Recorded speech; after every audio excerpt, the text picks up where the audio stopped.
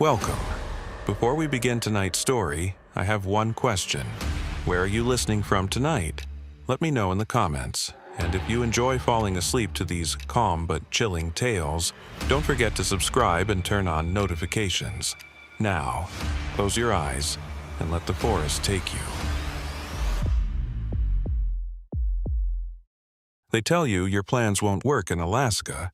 What they don't tell you is how personal it feels when you decide to test that truth. I'm Rowan McAllister, and for 11 years I was responsible for safety in Denali National Park. What kills people in the mountains isn't that the mountain is malicious, but that it doesn't care enough to even notice them. I spent enough time here to understand that every emergency call in sub-zero temperatures is a struggle between your training and nature's indifference, and to sense when something is wrong regardless of the conditions around you. October 19th started like most late-season days at the Kantishna Ranger Station. The kind of cold that makes your nostril hairs freeze with each breath, sky the color of old pewter, and silence so complete you could hear your own pulse in your eardrums.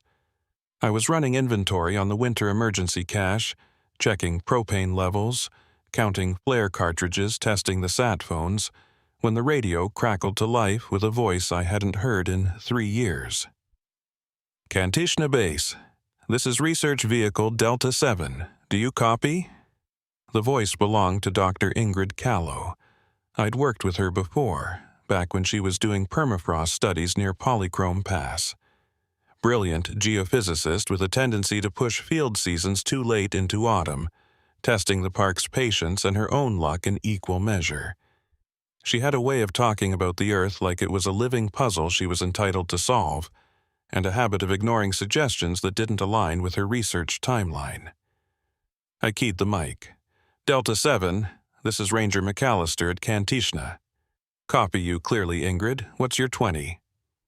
White Pass Access Road, approximately 12 miles from the main turnoff. We're installing the last seismic monitors before the season shuts down. Looks like weather's moving in faster than NOAA predicted. I glanced at the barometric pressure gauge on the wall. It had dropped 4 millibars in the past hour. A freefall that meant snow, wind, and whiteout conditions by nightfall. The kind of storm that turned familiar trails into death traps and made search and rescue operations impossible until it blew itself out. Ingrid, you're cutting it close. That system's going to hit hard around 1800 hours. I'd recommend packing up now and heading back to the highway while visibility's still good. Static swallowed her response for a moment. Then her voice punched through, clipped and dismissive. We've got 2 more installations. 3 hours, max. We'll be clear before the heavy stuff arrives. I wanted to argue, but park protocol was clear. Researchers were responsible for their own risk assessment. We could advise, but we couldn't force compliance. Still, something about the casualness in her tone made my jaw tighten. Copy that, Delta 7. Keep your radio on Channel 6. If conditions deteriorate, you abort immediately. That access road turns into an ice chute once the snow starts, and you won't have cell service if you slide into a ravine. Understood, Kantishna. We'll check in at 1600. The line went dead. I stared at the radio for a long moment, then walked to the window. The mountains were already disappearing behind a wall of gray, advancing from the northwest like a slow avalanche. The temperature had dropped another 3 degrees in the past 20 minutes. I tried to shake the unease. Ingrid knew the risks. She had a PhD in geophysics and a decade of Arctic field experience. Her team would have survival gear, emergency beacons, the works. This was Denali in October. Dangerous, yes, but manageable if you respected the conditions. Except Ingrid had a history of not respecting conditions. 1600 came and went. No check-in. I gave her 15 minutes of grace, then keyed the radio. Delta 7, this is Kantishna Base requesting status update. Nothing but static. I tried again. Research Vehicle Delta 7, this is Ranger McAllister. Please respond. The silence that came back felt heavier than it should have. I switched channels, cycling through the emergency frequencies. Still nothing. By 1645, the first snowflakes were falling. Fat, lazy flakes that stuck to every surface and turned the compound into a monochrome photograph. Visibility dropped to half a mile, then a quarter. The wind picked up, rattling the station's shutters with the kind of persistence that said it planned to stay a while. I pulled out the topographic map of the White Pass region and traced the access road with my finger. 12 miles from the main turnoff put them somewhere near the old mining survey markers, where the road narrowed to a single lane carved into the mountainside. Steep drop on one side, sheer rock face on the other. If they'd slid off in the storm, they could be 30 feet down in a gully, vehicle upside down, radio antenna snapped. Or they could be fine. Radio dead from cold, battery failure, atmospheric interference from the storm. A dozen mundane explanations that didn't require me to gear up and drive into a blizzard. But I've learned to listen to the part of my brain that refuses to accept mundane explanations. The part that's kept me alive when logical assumptions would have gotten me killed. I started packing. Heavy parka, insulated bibs, double-layer gloves, avalanche beacon, probe, shovel. Headlamp with spare batteries. First aid trauma kit, thermal sleeping bag rated to -40. 72-hour ration pack. Sat phone fully charged. Glock 10mm loaded with hardcast rounds in case I encountered something with fur and bad intentions. The Ranger truck was already winterized. Studded tires, chains in the bed, engine block heater keeping the oil from turning into sludge. I let it warm up for 5 minutes while I radioed dispatch in Fairbanks, giving them my route plan and estimated return time. Kantishna, be advised that road's probably impassable by now, the dispatcher said, voice crackling through layers of static. Storms intensifying faster than predicted. We're seeing sustained winds at 40 knots with gusts to 60. Copy that. I'm just doing a welfare check to the main turnoff. If the road's blocked, I'll turn around. It was a lie, and we both knew it. Once I started driving, I wouldn't turn around until I found them, or the truck couldn't go any farther. The first 8 miles were manageable. The main park road had been graded recently, and the snow hadn't accumulated enough to hide the pavement. But when I turned onto the White Pass access road, the world changed. The road became a tunnel through white chaos. Snow driving horizontally, wind shrieking like something wounded. Visibility reduced to the 20 feet illuminated by my headlights. The truck's wipers couldn't keep up. Ice formed on the windshield faster than the defroster could melt it. I dropped into 4-wheel drive and crept forward at 10 miles per hour, feeling the tires hunt for traction on the buried surface. The GPS showed the route ahead, but the screen was just a glowing abstraction. Reality was the white void pressing against the glass and the sickening awareness that a single mistake would send me tumbling into darkness. 4 miles in, I found the first marker, an orange survey flag half buried in a drift, flapping violently in the wind. Ingrid's team would have placed it. I was on the right track, 6 miles. The road narrowed, rock face so close on the left that I could have reached out and touched it. On the right, nothing but a thin guardrail and then empty air dropping away into the storm. 8 miles. The truck lurched as the rear tire slipped, caught, slipped again. I corrected, heart hammering, and kept going. At mile marker 11, I saw it. Tire tracks, fresh enough that the falling snow hadn't completely filled them. They ran straight for about 30 yards, then veered sharply toward the guardrail. I stopped the truck, killed the engine, and grabbed my pack. The wind hit me like a physical blow the moment I opened the door, trying to rip it from my hands. Snow stung my face like thrown sand. The temperature had to be near 0, and with the wind chill it felt closer to -30. I clipped my safety tether to the truck's roll bar, protocol for solo operations in whiteout conditions, and followed the tracks on foot.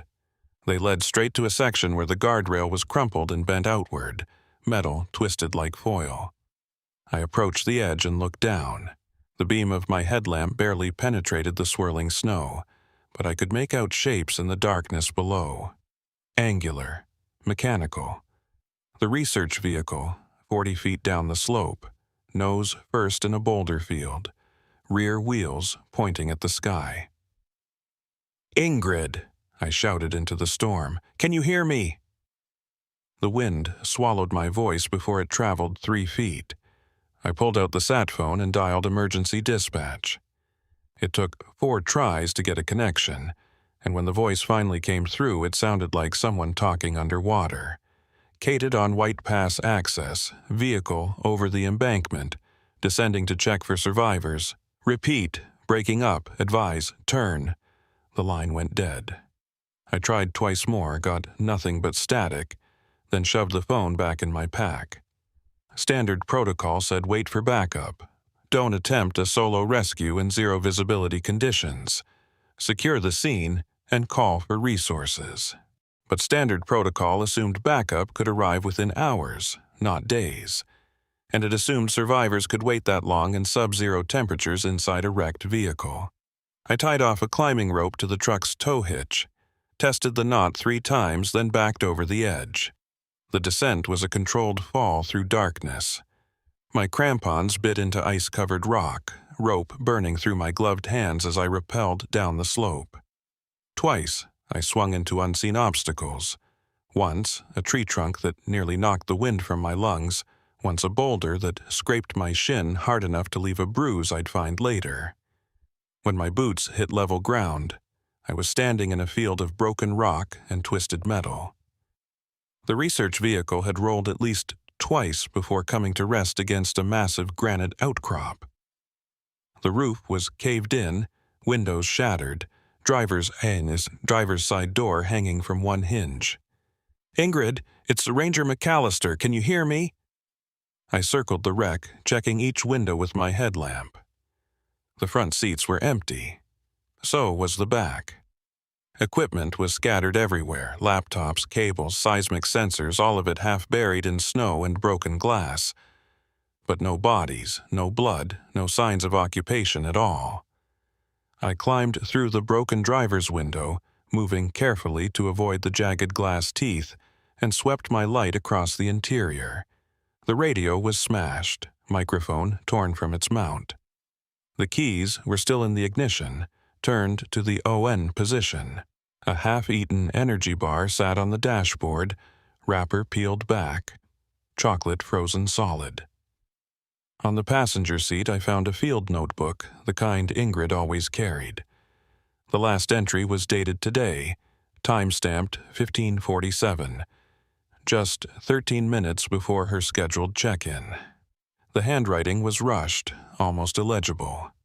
Pressure anomaly at Site 7. Readings off by factor of 10. Equipment malfunction? No. Verified with handheld. Something wrong with the substrate. Ingrid wants to investigate before storm hits. I told her we need to leave now. She won't listen. Below that, in different handwriting, Ingrid's precise, angular script. One more reading. Then we go. That was it. No signature, no additional notes. Just those 5 words, and then nothing. I climbed out of the wreck and played my light across the boulder field. The snow was accumulating fast, but I could still make out faint impressions leading away from the vehicle, heading deeper into the valley. Footprints. 2 sets, different sizes. Walking, not running, purposeful. They'd survived the crash, walked away from it, and instead of climbing back up to the road, they'd descended farther into White Pass. Every instinct I had screamed that this was wrong. You don't walk away from a vehicle in a blizzard unless staying is more dangerous than leaving. The truck would have provided shelter, protection from the wind. Even damaged, it was infinitely better than wandering into the storm. Unless something had made them leave.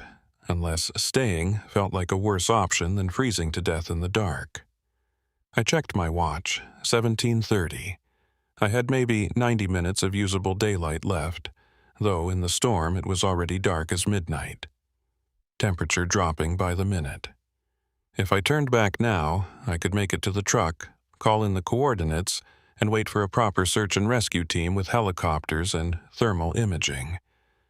But Ingrid and whoever was with her, probably Marcus Verne, her field technician, they didn't have 90 minutes, not in these conditions. Hypothermia could set in within an hour. Frostbite even faster. And if they were injured from the crash, disoriented, making bad decisions driven by shock and adrenaline, they might not survive until morning. I pulled the emergency beacon from my pack, activated it, and wedged it into the wreck's dashboard where it would be visible from the air. Then I loaded a fresh magazine into the Glock, chambered around, and started following the footprints into the valley.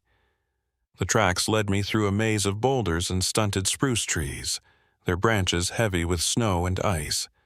The wind howled through gaps in the rock, creating sounds that were almost musical. Low moans and high whistles that rose and fell like breathing. After 20 minutes, I found the first piece of equipment. A seismic sensor, the kind Ingrid's team had been installing, lying in the snow with its cable torn loose. No way it had fallen from the vehicle. Someone had carried it down here and dropped it. 50 yards farther, another sensor. Then a laptop computer, screen cracked, case dented. Then a backpack, partially unzipped, contents spilling out into the snow. Granola bars, water bottles, a down jacket that would have saved someone's life if they'd been wearing it. It looked like they were shedding gear as they walked, like the weight was too much to carry, or like they were trying to leave a trail. The footprints became erratic. One set, the smaller prints, probably Ingrid, stayed relatively straight. The other wandered, zigzagged, crossed back over itself. Whoever it was, they were struggling. I found Marcus Verne 30 yards later. He was sitting with his back against a boulder, legs stretched out in front of him, arms at his sides. His parka was unzipped despite the cold, fleece pulled open to expose his thermal undershirt. No hat, no gloves. His face was pale as the snow around him, lips blue, eyes half open and glazed with frost.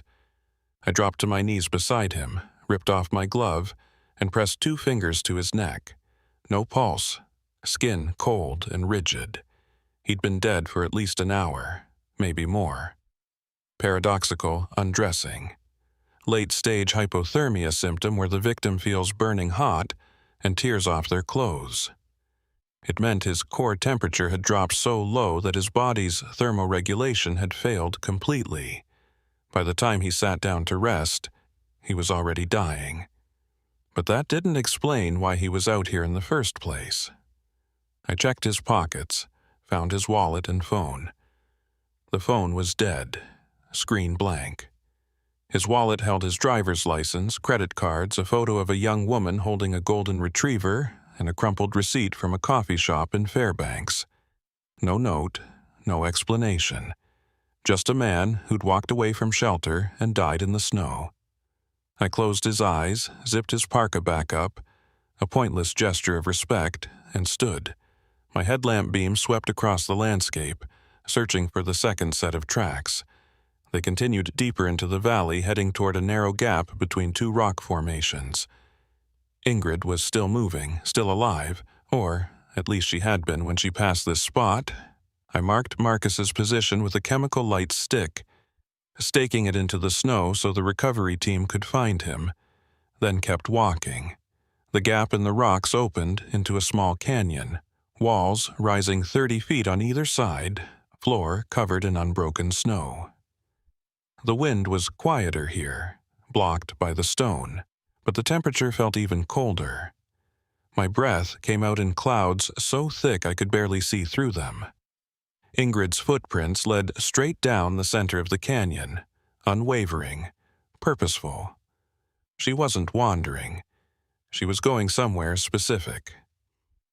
At the far end of the canyon, the ground dropped away into a steep-sided basin, maybe 60 feet across and 20 feet deep, and in the center of that basin, I saw something that made me stop walking, a hole in the ground, perfectly circular, approximately 8 feet in diameter, edges so clean they looked machine-cut, though no machine had ever been in this valley.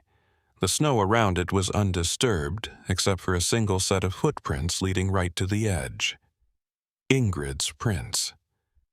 They stopped at the rim and didn't come back. I approached slowly, every nerve screaming that this was wrong, that nothing about this made sense, that I should turn around right now and get the hell out of White Pass before whatever happened to Ingrid and Marcus happened to me. But I kept walking until I reached the edge and looked down. The hole descended into absolute blackness. My headlamp couldn't find the bottom. The beam just vanished into the void like it was being swallowed. I pulled a chemical light stick from my pack, cracked it, and dropped it into the hole. It fell for 3 seconds before I lost sight of it. No sound of impact, no glow from below, just gone. "Ingrid!" I shouted into the darkness. "Can you hear me?" My voice echoed back, distorted and strange, like it was coming from everywhere at once. Then, faintly, from somewhere deep below, I heard something that might have been a response. Too distant and garbled to make out words, but unmistakably human.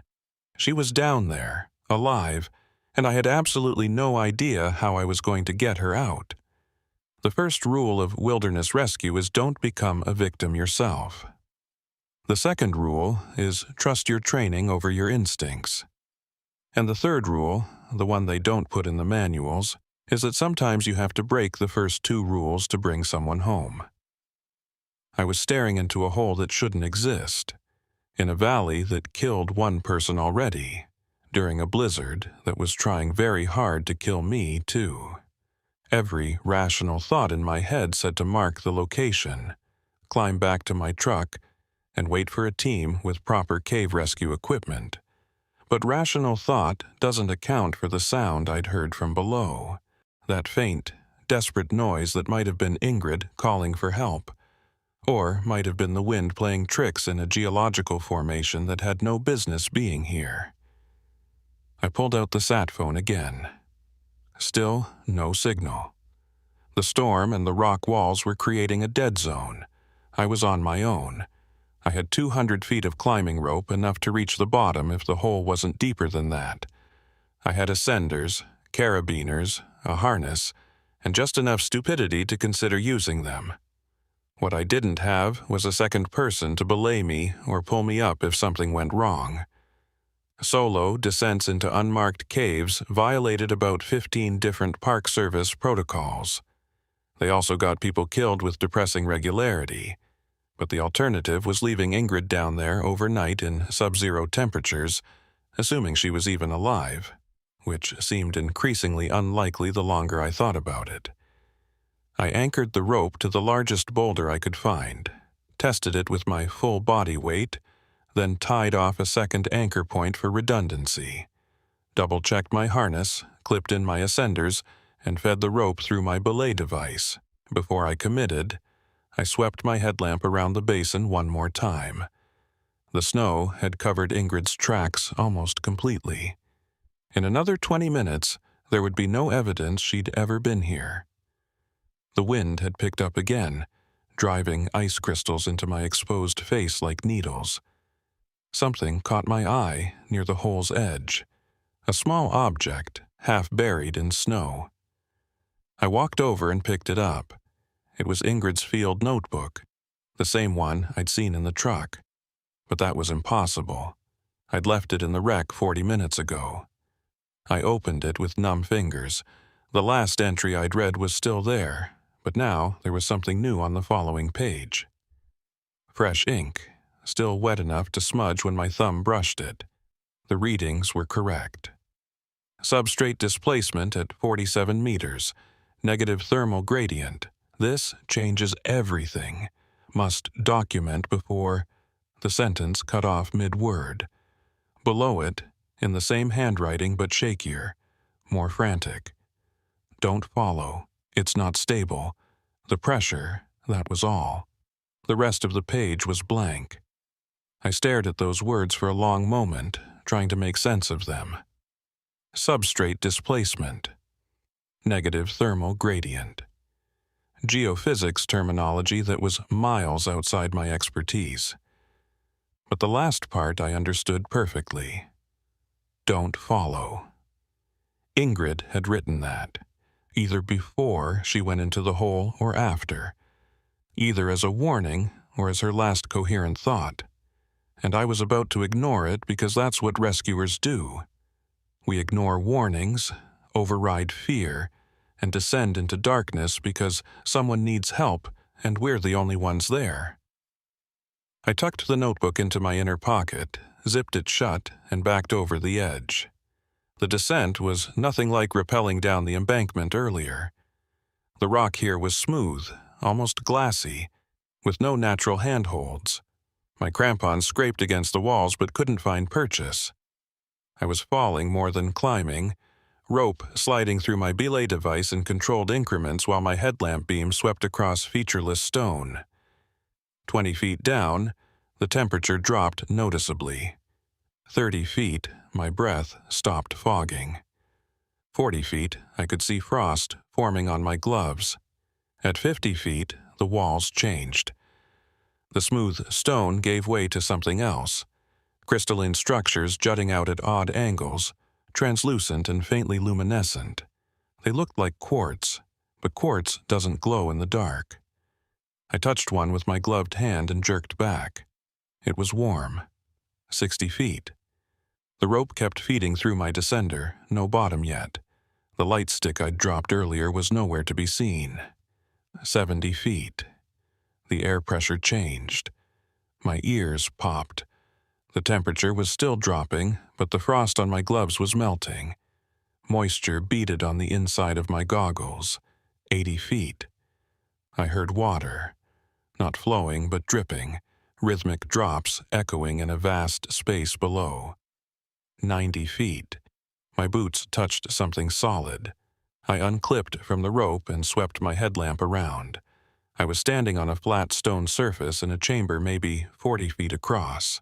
The ceiling where I'd descended from was barely visible, a small circle of lesser darkness far above.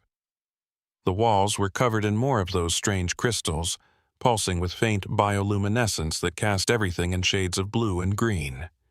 And in the center of the chamber, kneeling beside a pool of perfectly still water, was Ingrid Callow. She didn't turn when my light hit her, didn't react at all, just knelt there, one hand extended over the water's surface, fingers spread like she was feeling for something. "Ingrid," I called out. My voice sounded flat, absorbed by the stone. "It's Rowan McAllister. I'm here to get you out."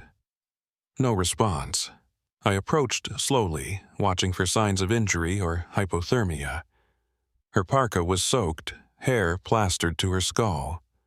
She should have been shaking uncontrollably, but she was perfectly still. When I got close enough to see her face, I stopped walking. Her eyes were open but unfocused, pupils dilated so wide there was almost no iris visible. Her lips were moving, forming words without sound, and her extended hand, the one hovering over the water, was covered in frost, fingers locked in a position that looked painful. "Ingrid, can you hear me?" This time, she turned her head slowly, mechanically, until she was looking at me, or through me. There was no recognition in her expression, no awareness at all. Then she smiled. It was the wrongest thing I'd ever seen. Too wide, too fixed, like her face was a mask someone was wearing incorrectly. "The gradient," she whispered. Her voice was hoarse, damaged. "It's inverted. The pressure. You have to see." "I need to get you out of here. Can you stand?" Marcus saw it first. The readings. He wanted to leave, but I made him stay. I made him. She stopped. tilted her head at an unnatural angle. "Where's Marcus?" I didn't answer.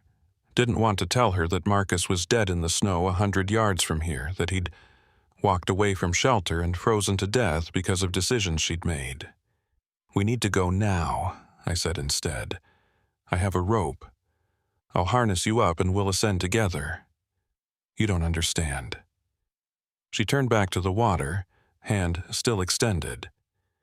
"It's a thermal inversion. The substrate is warmer than the surface. The whole valley is sitting on a heat source that shouldn't exist. This pool, it's not frozen. It should be ice, but it's liquid, and it's warm." I looked at the water. She was right. No ice, no surface tension ripples, just perfect stillness. Steam should have been rising if it was warm, but there was nothing. "That's interesting, but right now we need to—" "I put my hand in," Ingrid interrupted. "I wanted to measure the temperature. I put my hand in the water and I felt—" She trailed off, eyes unfocusing again. "I felt something pull." A sick feeling spread through my stomach. Pull how? Like a current, but not water. Like the pool was breathing, in and out. And when I tried to take my hand back, she finally moved, pulling her arm back from the water. Her glove was gone. The skin beneath was pale, wrinkled like she'd been submerged for hours. And her fingers, they were fused together, not frostbitten, not injured. Fused.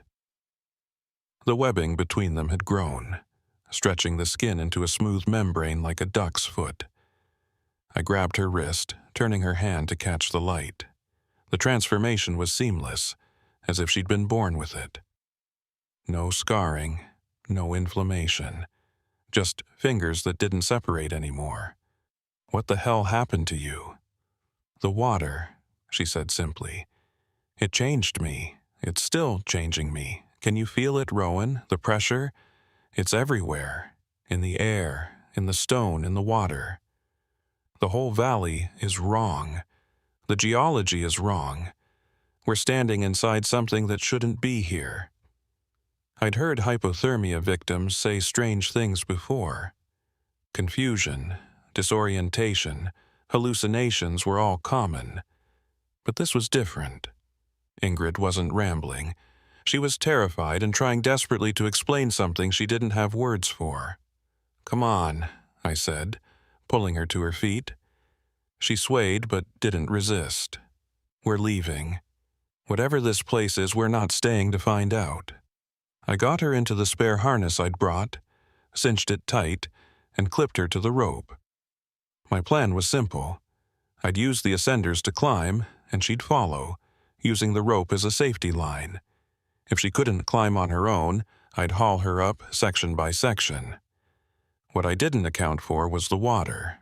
We were 15 feet up, moving slowly but steadily, when I heard the sound.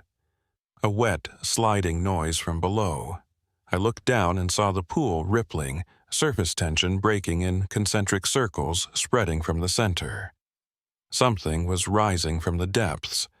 It breached the surface slowly, a shape that was almost human but fundamentally wrong.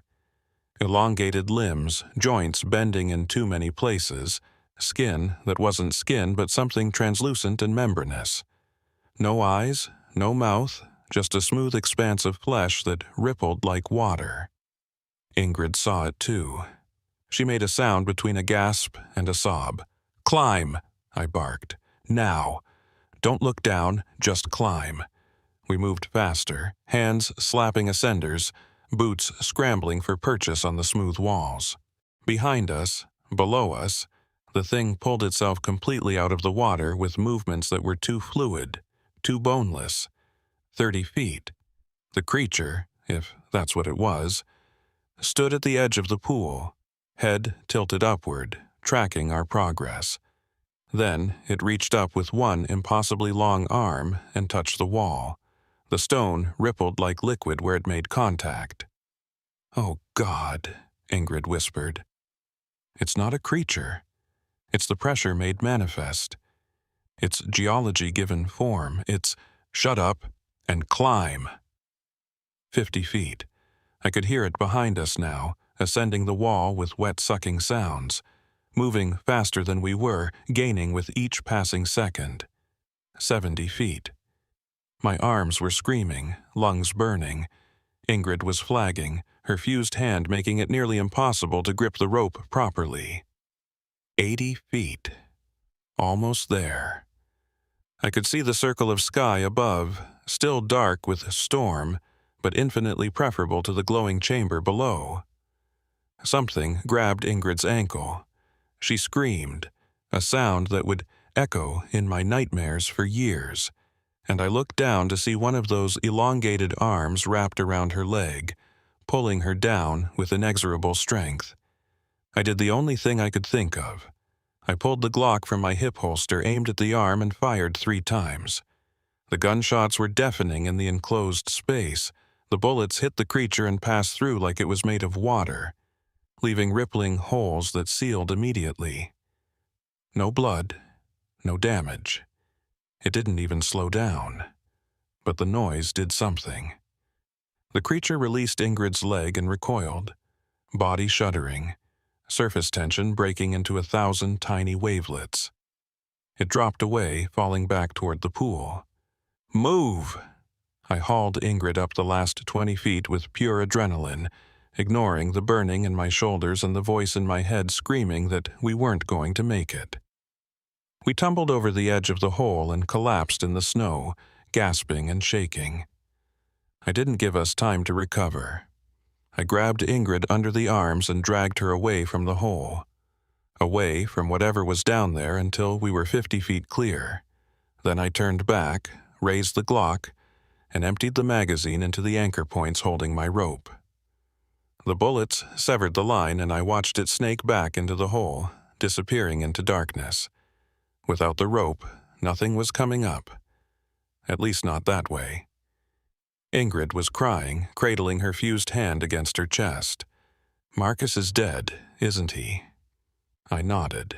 Didn't trust my voice. "I killed him. I made him stay. I needed one more reading, just one more data point, and She broke down completely, words dissolving into sobs. I wanted to comfort her, to say something that would make it better. But there was nothing to say. Marcus was dead, frozen in the snow, because Ingrid had prioritized her research over safety. That was the truth, and we both had to live with it. "We need to move," I said instead. "Can you walk?" She nodded, wiping her face with her good hand. We started the long trek back through the canyon, retracing the path that had brought us here. The storm had intensified, visibility down to 10 feet, wind howling like something alive and angry. We found Marcus where I'd left him, the chemical light stick still glowing beside his body. Ingrid knelt in the snow next to him, placed her good hand on his shoulder and whispered something I couldn't hear over the wind. Then we kept walking. The climb back up to the road was brutal. My rope was gone, lost in the hole. So we had to scale the embankment using ice axes and sheer stubbornness. Twice Ingrid slipped, and twice I caught her before she tumbled back down. By the time we reached the guardrail, we were both bleeding from a dozen small cuts and moving on autopilot. My truck was still there, covered in snow, but running. I'd left the engine on, heater blasting. We collapsed inside, and for the first time in hours, I felt something approaching warmth. I tried the sat phone again. This time, miracle of miracles, I got through to dispatch. Cated at White Pass. Survivor recovered. 1 fatality confirmed, requesting immediate medevac. Copy, Kantishna. Air support grounded due to weather. Earliest extraction 0800 tomorrow. Advise shelter in place. Tomorrow. We had to survive until tomorrow. I looked at Ingrid. She was staring at her fused hand, flexing the membrane between her fingers, eyes distant and haunted. "What was that thing?" I asked. She didn't answer for a long time. When she finally spoke, her voice was barely a whisper. "I don't know, but I think I think it's been down there a long time. Longer than this valley, longer than these mountains, and I think we woke it up. We spent the night in the truck, engine running, heater fighting a losing battle against the cold. I stayed awake, Glock reloaded and ready, watching the darkness beyond the windshield for any sign of movement. Ingrid slept fitfully, muttering about pressure gradients and thermal inversions and things that shouldn't exist. Her fused hand twitched in her sleep, fingers spreading and contracting like gills breathing water.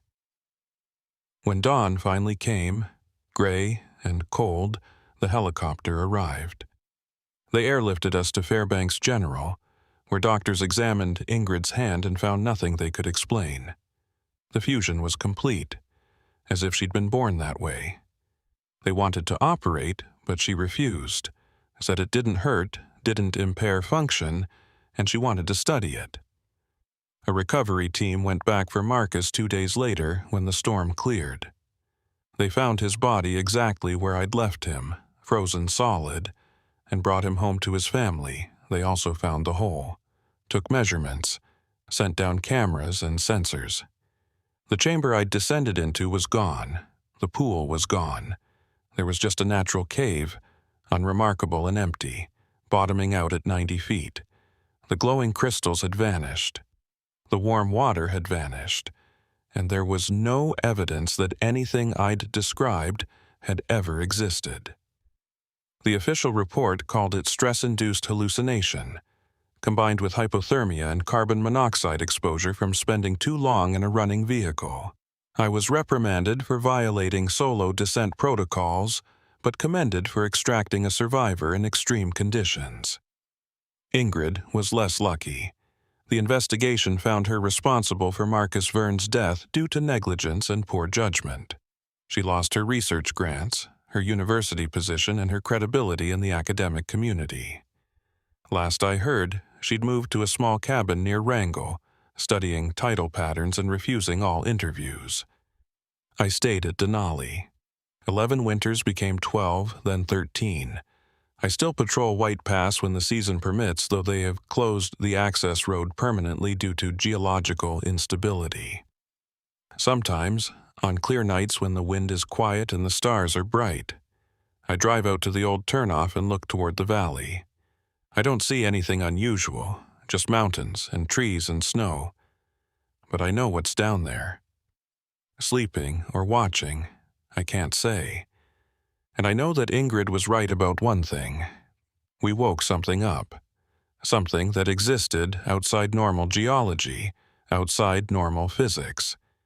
And I think it's still there, waiting in the dark beneath White Pass, patient as stone, for the next person curious enough to descend into places they shouldn't go. The thing about trauma is that it doesn't announce itself with sirens and flashing lights.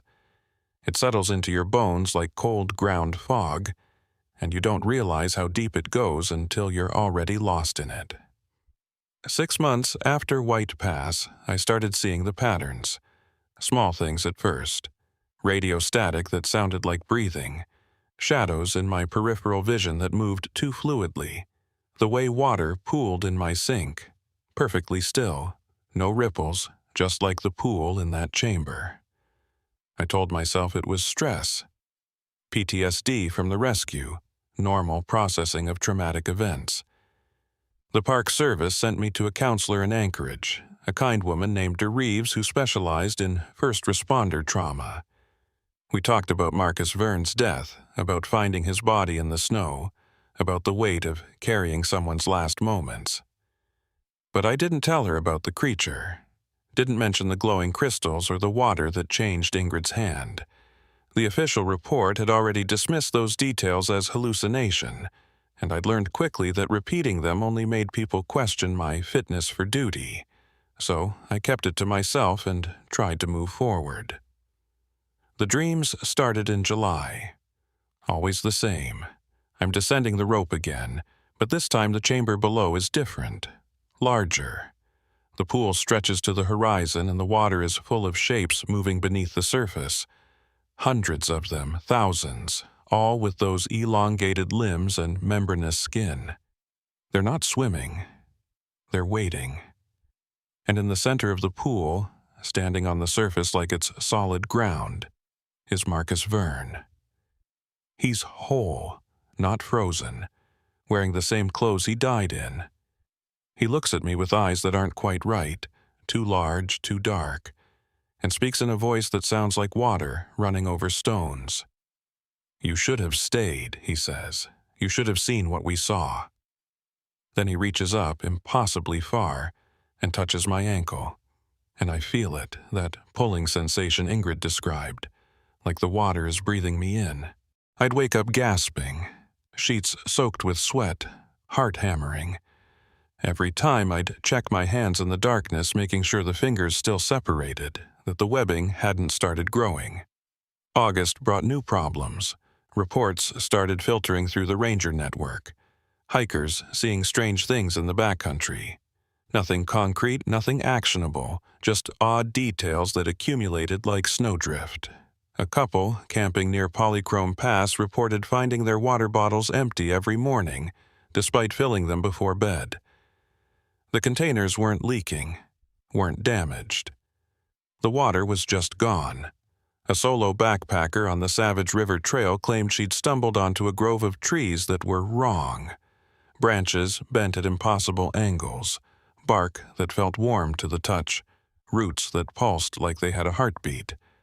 Another ranger, Tom Kerrigan, told me he'd found a dead moose near Thoroughfare Ridge, with its body completely desiccated. Not decomposed, desiccated. Like something had pulled every drop of moisture from its tissues, leaving nothing but leather and bone.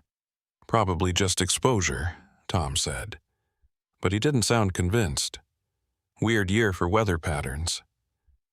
I listened to these reports and said nothing, but I started carrying more water on my patrols, started avoiding certain valleys where the air felt too still, the silence too complete, started checking my hands every night before sleep.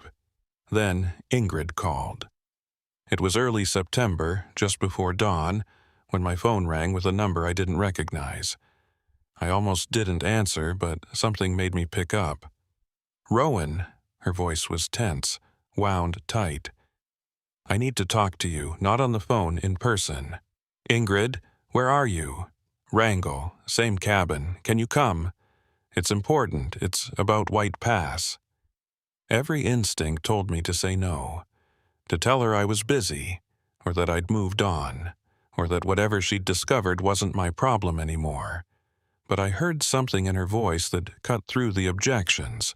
Fear, real and immediate. "When?" "Now. Today. Please, Rowan. I wouldn't ask if it wasn't critical." I made the drive in 8 hours, pushing my truck harder than I should have on roads that didn't forgive mistakes. Wrangell sat at the edge of the world, a tiny cluster of buildings surrounded by mountains and glaciers, and more loneliness than any place had a right to hold. Ingrid's cabin was exactly what I expected. Small, remote, solar panels on the roof and a satellite dish pointing at the sky. She met me at the door, looking thinner than I remembered, hair pulled back in a severe bun, eyes shadowed with exhaustion. And her hand, the fused one, had gotten worse. The webbing had spread, climbing up her wrist now, the skin translucent enough that I could see the blood vessels beneath. It looked organic, natural, but fundamentally wrong. "It's growing," she said, catching my stare. "Half an inch a month. I've been documenting it." She gestured inside. "Come in. I need to show you something." The cabin's interior was a researcher's cave. Walls covered with maps, charts, photographs. Multiple computer monitors displayed graphs and data streams I couldn't interpret. In the center of the room sat a large table covered with rock samples, each labeled with coordinates and dates. "I've been studying the valley," Ingrid said, moving to the table. "Not just White Pass, the entire drainage basin, gathering samples, running tests, trying to understand what we encountered. The official report said, 'The official report is wrong.'" She cut me off, voice sharp. What we saw was real. The chamber, the pool, the thing that came out of it, all real. And I can prove it. She picked up one of the rock samples, a chunk of granite with those same crystalline structures I'd seen in the cave. It wasn't glowing now, but I recognized the formation. These crystals appear in bedrock all over the valley. I've found them as far as 15 miles from the hole. They're arranged in a pattern, like a network, and they're all connected to the same heat source. What heat source? That's the question. She pulled up a map on one of the monitors, showing a topographic overlay of White Pass. Red dots marked locations scattered across the valley. Each of these points shows anomalous thermal readings. The ground is warmer than it should be, sometimes by 10 or 15 degrees. There's no volcanic activity in this region, no geothermal vents. The heat is coming from something else. She zoomed the map out, and I saw more dots, hundreds of them spreading across a 50-mile radius, all emanating from a central point, the hole, the place we'd descended. It's expanding, Ingrid continued. Whatever that thing was, it's growing, spreading through the bedrock like roots, and wherever those crystals appear, the water changes. Changes how? She walked to a corner of the cabin and picked up a sealed container, a clear plastic box filled with a liquid. At first glance, it looked like ordinary water, but when she tilted it, the liquid didn't move. It stayed perfectly level, ignoring gravity. I collected this from a stream near one of the thermal anomalies. It looks like water, but it doesn't behave like water. It doesn't freeze, doesn't evaporate, doesn't respond to normal physical forces, and if you put your hand in it... She didn't finish the sentence. Didn't have to. I looked at her fused fingers and understood. You think it's spreading through the water table. I know it is. Every stream, every lake, every underground aquifer in that valley is being contaminated. Changed, and it's not stopping. The expansion rate is accelerating. At current projections, it'll reach the Tanana River within 18 months. From there, it's a straight shot to the Yukon. The implications settled over me like a physical weight. The Yukon River supplied water to hundreds of thousands of people. If this contamination reached it, if whatever had changed Ingrid's hand got into the water supply, we need to tell someone, I said. The Park Service, the EPA, the CDC, I tried. Ingrid's laugh was bitter. I've sent reports to everyone I can think of. They all say the same thing. My data is flawed, my methodology is unsound. I'm experiencing the effects of trauma and obsession. They've written me off as a conspiracy theorist seeing patterns that don't exist. Then we get new data, independent verification. We find someone credible who can... There's no time. She grabbed my arm, her fused hand surprisingly strong. Listen to me, Rowan. I've been monitoring seismic activity in the valley. Small tremors, barely registible, but they're increasing in frequency and intensity. Something is happening under White Pass. Something big. She pulled up another screen, this one showing a seismograph with sharp spikes appearing at regular intervals. These started 3 weeks ago. They're not natural earthquakes. The pattern is too regular, too rhythmic. It's like a heartbeat, and it's getting faster. I stared at the spikes, counting the intervals. She was right. They came in steady pulses, roughly 15 seconds apart. As I watched, a new spike appeared, then another. The interval had shortened to 14 seconds. What do you think it means?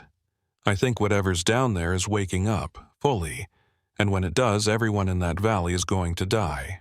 The weight in the room became suffocating. I wanted to argue, to find holes in her logic, to dismiss this as paranoid thinking from someone who'd been isolated too long. But I'd seen what she'd seen. I'd felt that presence in the chamber, watched that thing rise from the water. What do you want from me? I asked. I want you to go back." The words hit like a physical blow. "No, absolutely not. You're the only other person who's been down there and survived. The only one who knows what we're dealing with. I need you to help me gather evidence. Real, undeniable proof that will make them listen. Ingrid, that place almost killed us. Marcus is dead because we went into that valley. I'm not. Marcus is dead because I made a mistake." Her voice cracked. "I know that. I live with that every day. But if we don't stop this, thousands of people will die. Not from poor decisions or bad luck, but from something we unleashed, something we're responsible for." She was right, and I hated her for it. Hated that she was putting this on me. Hated that I couldn't walk away.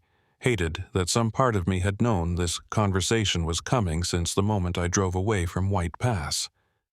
"What's your plan?" Relief flooded her face. She pulled out a paper map, spreading it across the table. "There are 3 sites where the thermal readings are highest.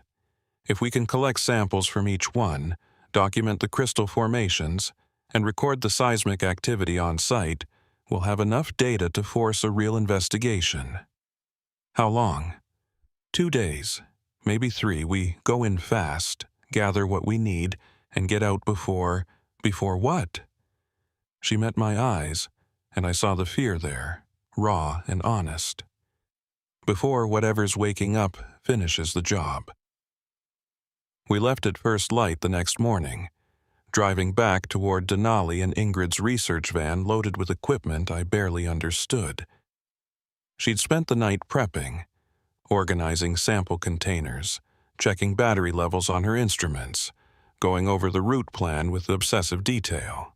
I spent the night not sleeping, staring at the cabin ceiling and wondering if I'd lost my mind. Going back to White Pass was insane. Going back with Ingrid, who'd already demonstrated catastrophically poor judgment, was suicidal. But I couldn't shake the image of those seismograph spikes. The rhythm of them steady and relentless, like something breathing. We reached the White Pass turnoff just after noon. The access road was still officially closed, a heavy chain blocking the entrance with signs warning of unstable conditions. I'd brought bolt cutters. The drive-in was worse than I remembered. The road had deteriorated over the winter, chunks of asphalt crumbled away, potholes deep enough to swallow a tire. We crept forward at walking speed, the van's suspension groaning with every impact. 3 miles in, we found the first crystal formation. It was growing out of a rock face beside the road, a cluster of those translucent structures each the size of my fist, glowing faintly in the afternoon light. Ingrid stopped the van and got out with her camera, documenting from every angle. "This wasn't here 6 months ago," she said, circling the formation. "It's new growth, and look." She pointed to smaller crystals spreading from the main cluster, following cracks in the rock. "It's branching, spreading through natural fissures." I kept watch while she collected samples, scanning the tree line for movement. The forest felt wrong here, too quiet, too still. Even the wind seemed reluctant to disturb the branches. We found the second formation a mile farther up the road. Then a third. By the time we reached the old parking area where I'd left my truck months ago, we'd documented 17 separate clusters, all glowing, all growing. The valley stretched out before us, covered in late summer grass and early autumn yellows. It looked peaceful, pastoral, like a postcard of untouched wilderness. But I knew better, knew what was underneath, spreading through bedrock and water, changing everything it touched. "Site 1 is 2 miles northwest," Ingrid said, checking her GPS. "There's a stream that feeds into the main drainage. Thermal readings there are the highest I've recorded." We hiked in light, carrying only essentials: sample kits, cameras, Ingrid's portable seismograph. I brought the Glock too, though I wasn't sure what good it would do against something that could reform after being shot. The stream was exactly where the GPS said it would be, cutting through a narrow ravine lined with moss-covered stones. The water should have been running clear and cold.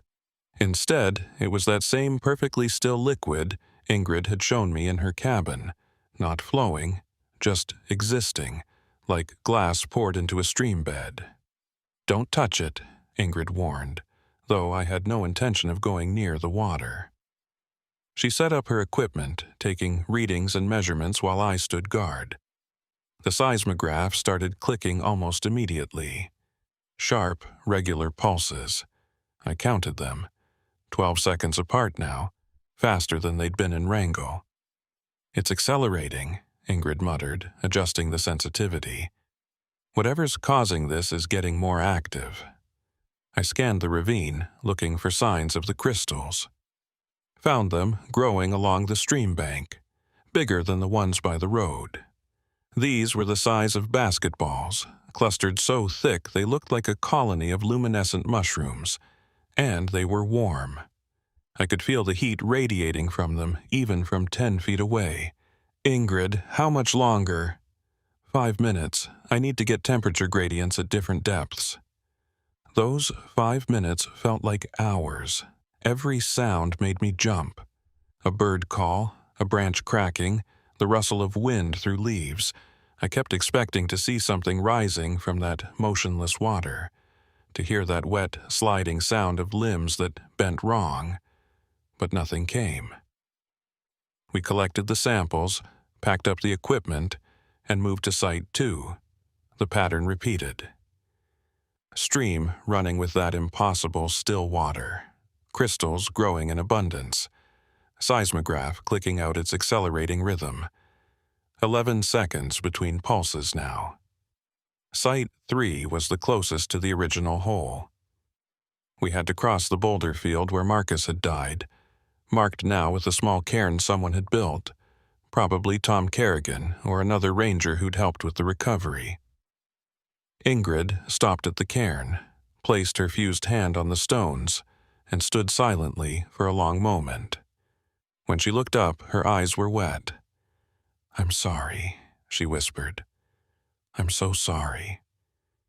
Then we kept walking.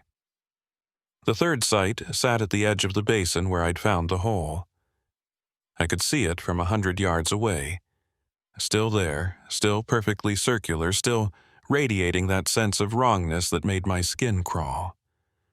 "We don't need to go close," I said. "You can take readings from here." But Ingrid was already walking toward it, drawn like iron to a magnet. I followed, hand on my weapon, every nerve screaming danger. The hole looked different.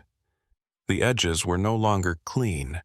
Crystals had grown around the rim, spreading outward in a spiral pattern.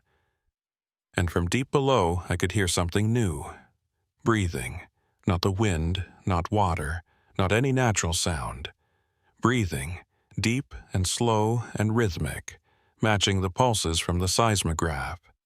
10 seconds between breaths now. Ingrid set up the equipment right at the edge, leaning over to lower sensors into the darkness. I wanted to pull her back, to drag her away from that opening, but I couldn't move, couldn't look away. The seismograph went crazy, pulses coming faster, overlapping, building into a continuous rhythm that vibrated through the ground. I felt it in my boots, in my bones. 9 seconds, 8, 7. "Ingrid, we need to go." "Now." "Almost done, just one more reading." The ground shook. Not a tremor, not a quake. A deliberate shove like something underneath had pushed upward. The crystals around the hole blazed bright, flooding the basin with blue-white light. And from the depths came a sound I'll never forget. A vast, wet exhalation, like the earth itself was releasing a breath it had held for millennia. Something was rising. I grabbed Ingrid and ran. Didn't wait for her to finish, didn't worry about the equipment. Just grabbed her arm and hauled her away from that hole while the ground bucked beneath our feet. We made it maybe 30 yards before the basin exploded. Not fire or rock, water. A geyser of that strange, still liquid erupting skyward, hundreds of feet high, falling like rain across the valley. Where it landed, the ground steamed, plants withered, and the crystals grew, spreading faster than should be possible. Through the spray, I saw them. Not one creature, but dozens, rising from the hole on those impossible limbs, pulling themselves onto solid ground. Each one similar to what I'd seen in the chamber, but larger, more defined. And they all turned toward us with eyeless faces that somehow saw everything. We ran. Through the boulder field, through the ravine, through the forest that tried to trip us with every root and branch. Behind us, I could hear them following. Wet footsteps, that sliding sound of flesh on stone. The van was still where we'd left it. We threw ourselves inside, and I gunned the engine before our doors were even closed. The tires spun on loose gravel, caught, and we launched down the deteriorating road fast enough to catch air over the potholes. In the rearview mirror, I saw them standing at the tree line, watching. Not chasing anymore, just watching us go. They didn't need to chase, they'd already won. We drove straight through to Fairbanks to the regional EPA office, where Ingrid uploaded every piece of data we'd collected, while I gave a statement that sounded insane even to my own ears. The official response came 48 hours later. Insufficient evidence for emergency action. Matter referred to geological survey for routine assessment. Routine assessment. While those things spread through White Pass, while the water table was contaminated, while the seismograph clicked out a rhythm that was now down to 5 seconds between pulses. Ingrid tried other channels, sent data to universities, to private research firms, to anyone who might listen. They all said the same thing. Interesting, unusual, worthy of study, but no immediate cause for alarm. 2 weeks later, the first death was reported. A hiker found near Polychrome Pass, body completely desiccated. Official cause, exposure and dehydration. 3 days after that, another body. Then 2 more, all in the same condition, all within 20 miles of White Pass. The Park Service closed a 15-mile radius around the valley. Called it a wildlife hazard, something about aggressive bears. But I knew the truth. They were spreading. Moving through the ground, through the water, converting everything they touched into more of themselves, and there was nothing anyone could do to stop it. Ingrid and I met one last time at a coffee shop in Anchorage, 6 weeks after our final trip to White Pass. Her hand was completely fused now, the webbing spreading past her elbow. She wore long sleeves to hide it, but I could see the translucent skin peeking out at the cuffs. "It doesn't hurt," she said, catching my glance. "Actually, it feels good, natural, like this is what I was supposed to be."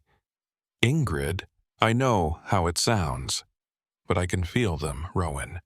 In the water, in the stone. They're not evil, they're just different.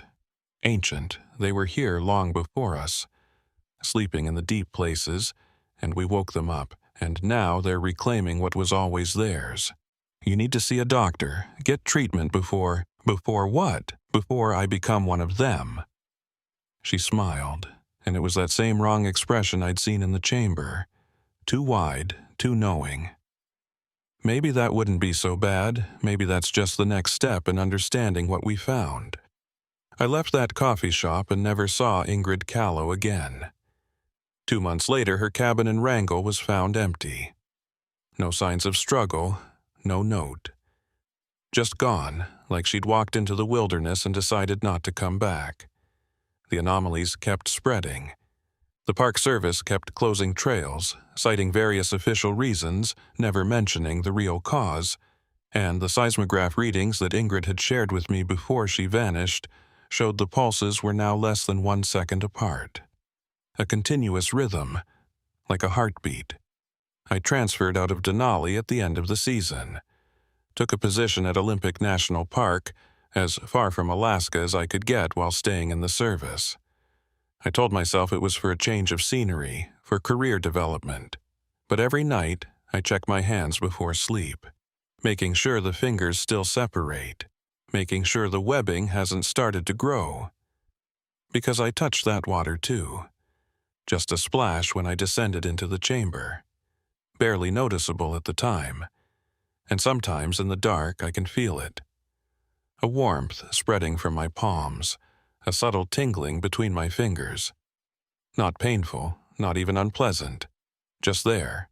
Growing, changing, making me into something new. I tell myself it's psychosomatic. Trauma manifesting as physical symptoms. Nothing more. But I know the truth. I've known it since White Pass, since the moment I looked into that hole and felt the pressure Ingrid talked about. The sense of something vast and patient, waiting in the deep places of the earth. They're coming. Not with violence or malice, but with slow, inexorable patience. Converting the world one molecule at a time, one transformed body at a time, until everything we know becomes something else entirely, and there's nothing we can do to stop them.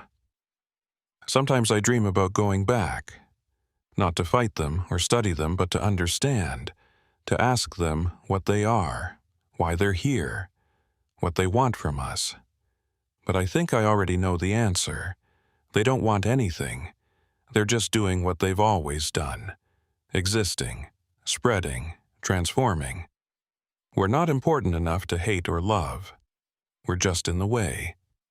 So I stay in Olympic, working my shifts, patrolling trails, helping lost hikers find their way home. I drink water from sealed bottles and avoid streams that seem too still. I check my hands every night and tell myself the tingling is nothing, and I wait. Because sooner or later, the transformation will be complete. Sooner or later I'll wake up and the webbing will have grown, and I'll understand what Ingrid meant when she said it feels natural. And on that day, maybe I'll walk into the deep places too.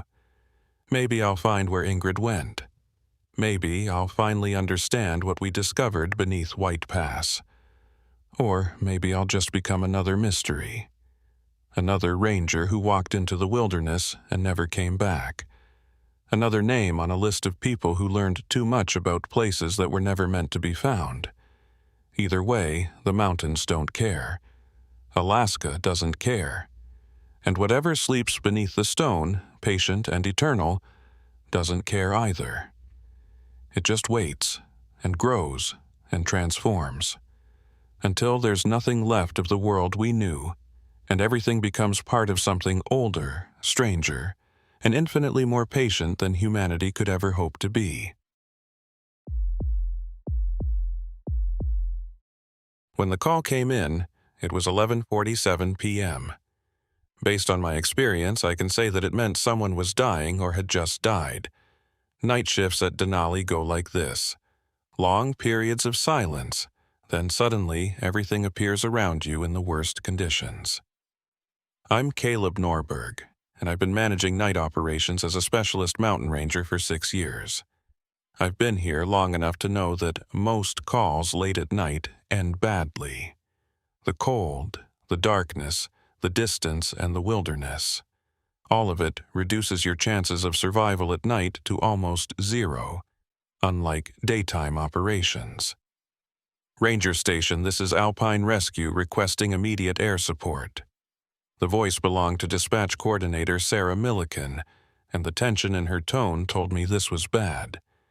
We have 2 climbers overdue on the west buttress. Last radio contact at 2100. Weather window closing in 90 minutes.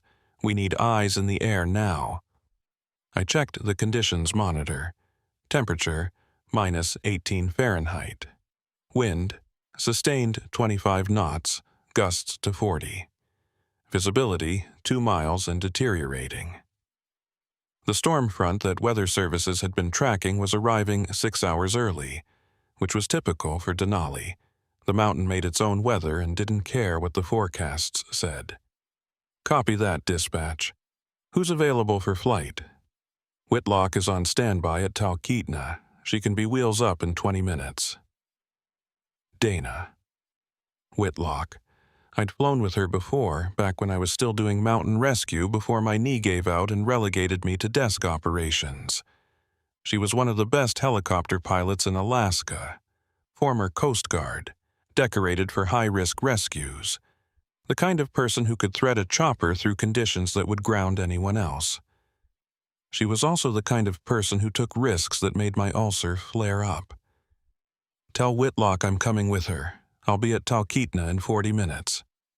Norberg, you're not flight certified for SAR operations anymore. The climbers are on the western approach, right? That's my sector. I know every icefall and crevasse field in that area. Whitlock needs someone who can read the terrain from the air. I'm coming. There was a pause, then Sarah's resigned sigh.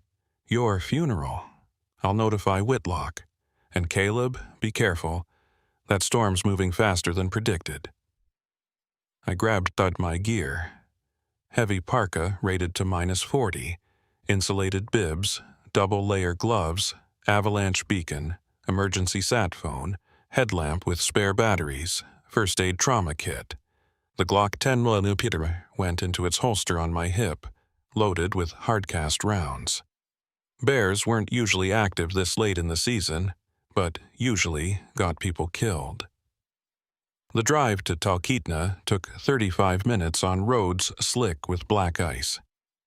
I pushed the truck harder than I should have, but every minute wasted was a minute those climbers were freezing to death at altitude.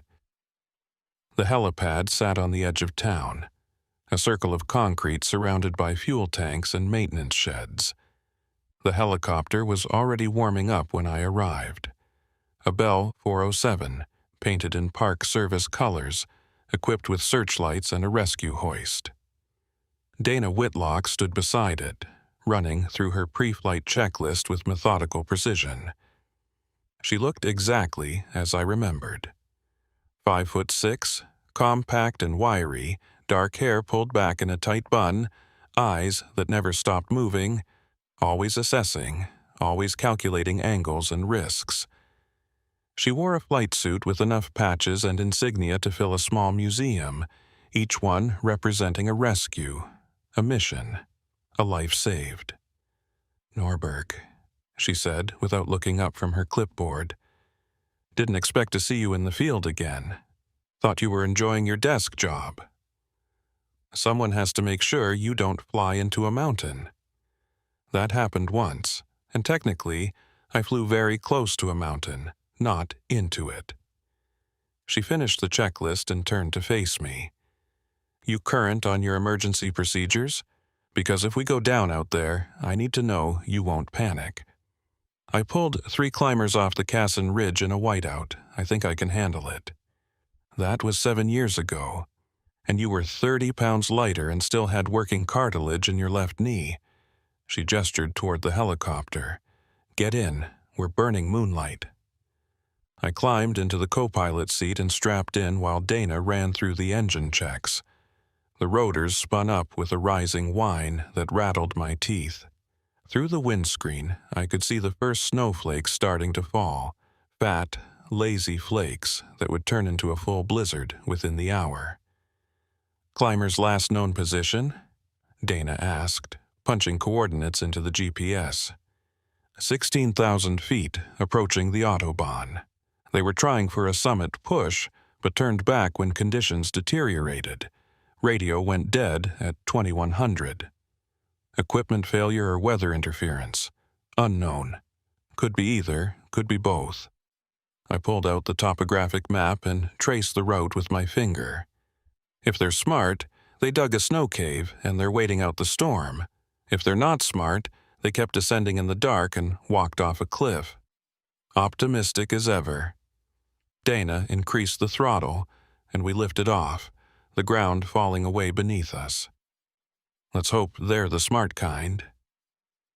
The flight toward Denali took us over black forest and frozen rivers that looked like silver threads in the darkness.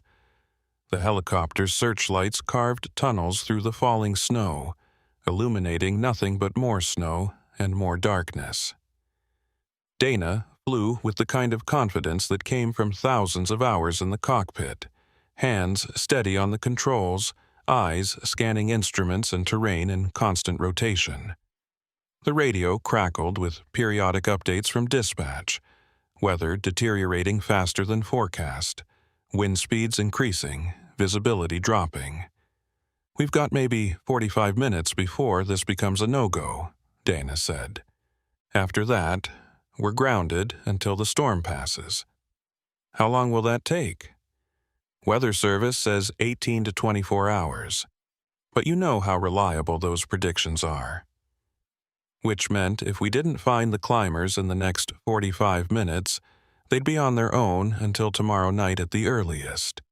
And at -20, with wind chill pushing it to -50, they wouldn't survive that long. The mountain appeared through the storm like a ghost materializing from fog. Massive and ancient, Denali rose 20,000 feet into the night sky, its peak lost in clouds and darkness. Even after 6 years of working this park, the sight of it still made something primal in my hindbrain whisper danger. Dana angled the helicopter toward the western approach, following the standard climbing route.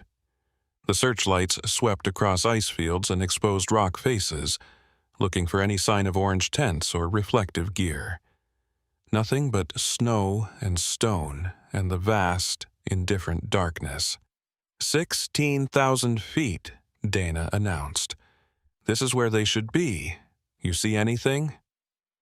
I pressed my face against the window, scanning the terrain below. The slope was a maze of crevasses and ice falls, any one of which could hide a body or a tent or both. The snow was falling harder now, reducing visibility to a few hundred feet. "Nothing yet. Take us lower, sweep north along the Autobahn." Dana dropped altitude, bringing us within 100 feet of the slope. The downdraft from the rotors kicked up massive clouds of powder snow that made visibility even worse. She compensated with practiced ease, adjusting angle and position by instinct as much as instrumentation. We made 3 passes along the route, searchlights probing every shadow and depression. On the 4th pass, I saw it, a flash of color, too bright to be rock, too persistent to be snow. There, 11 o'clock, maybe 200 yards out. Dana banked left, bringing the searchlight to bear. An orange tent clung to a small ledge, partially collapsed under accumulated snow. One side of the fly was torn, flapping in the wind like a flag of surrender. "I don't see anyone moving," Dana said, holding position. "Could be inside, could be abandoned. Only one way to find out. Can you set down?" She studied the terrain with narrowed eyes. "Not enough flat ground, but I can hover while you rappel down, do a quick check." "Do it." Dana positioned the helicopter above the ledge while I geared up. Harness, rope, carabiners, medical kit. The cargo door slid open and wind screamed into the cabin, carrying snow and cold and the smell of ice. I clipped into the rescue hoist and swung out into the darkness. The descent was controlled chaos. Wind buffeted me from every direction, trying to slam me into the mountainside or spin me away into empty air. Dana held the helicopter steady through sheer force of will and 10,000 hours of flight experience. My boots hit the ledge and I unclipped, stumbling through knee-deep snow toward the tent. Ice had formed around the entrance. I tore it open and shined my headlamp inside. Empty.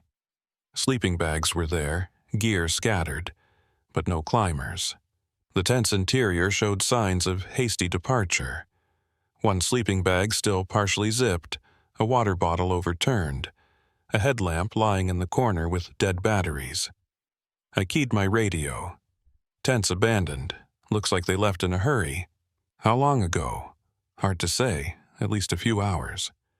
I swept the headlamp around the ledge, looking for tracks. Found them, leading away from the tent, heading downslope. 2 sets of boot prints, partially filled with fresh snow but still visible. They're on foot, heading down. I'm going to follow the tracks. Negative, Norberg. Weather's getting worse. We need to extract now while we still can. I looked at the tracks disappearing into the storm. 2 people out there, moving in darkness, probably hypothermic, definitely in trouble. If I left now, they'd die. Give me 15 minutes. If I don't find them, I'll turn back. Caleb, 15 minutes, Dana, then I'm all yours. I didn't wait for her response, just started following the tracks downslope, moving as fast as the terrain allowed. The helicopter's searchlight followed me for the first 100 yards, then had to pull back as the wind intensified. The tracks led through a boulder field and across a narrow snow bridge, spanning a crevasse. On the far side, I found the first climber. He was sitting with his back against a rock, arms wrapped around his knees, head down. I recognized the posture immediately. Late-stage hypothermia. He'd sat down to rest and his body had started shutting down. "Hey!" I dropped to my knees beside him, checking for a pulse. Found it, weak and irregular, but there. "Can you hear me? What's your name?" He raised his head slowly, eyes glazed and unfocused. His lips were blue, frost crusted on his beard. "Derek," he mumbled. "Derek Sanderson. My partner." Kept walking. Told him to stop, wouldn't listen. "Where did he go?" Derek pointed farther down the slope with a shaking hand. Said he saw lights, a building. Kept saying we had to get inside before we froze. There was no building within 5 miles. Whatever his partner had seen was a hallucination, a trick of hypothermia and oxygen deprivation. I radioed Dana. Found 1 climber, conscious but severely hypothermic. 2nd climber is mobile and hallucinating. I need static, swallowed my words. I adjusted the frequency, tried again. Nothing but white noise. The storm must have moved between us, blocking the signal, or the terrain was creating interference. Either way, I was on my own. I pulled Derek to his feet, supporting most of his weight. "Come on, we're going back to the tent. My partner's going to extract us." Can't feel my feet." "That's okay, I've got you. Just put 1 foot in front of the other." We made it maybe 20 yards before Derek's legs gave out completely. I lowered him to the snow, knowing that if I didn't get him warm soon, he'd die right here. The tent was too far. The helicopter was out of radio range. And the 2nd climber was somewhere ahead of us, walking deeper into the storm toward a building that didn't exist. I made a decision that violated every rescue protocol in the manual. I left Derek with my emergency thermal blanket, my chemical heat packs, and my spare batteries. Marked his position with a chemical light stick. Then I kept following the tracks. The 2nd climber's footprints were erratic now, weaving between boulders, doubling back, making no sense. He was running on pure adrenaline and delusion, his brain cooking in hypothermic confusion. I found him 10 minutes later at the edge of a frozen lake. The lake shouldn't have been there. I knew this slope, knew this terrain. There was no lake within 1,000 vertical feet of this location. But there it was. A perfect circle of ice maybe 100 yards across, reflecting the storm clouds with mirror smoothness. And in the center of that ice, standing perfectly still, was the 2nd climber. "Hey!" I shouted across the lake. "Don't move. That ice might not be stable." He turned slowly, and even from this distance I could see the wrongness in his posture. Too stiff, too mechanical, like a mannequin pivoting on a turntable. Then he started walking toward me.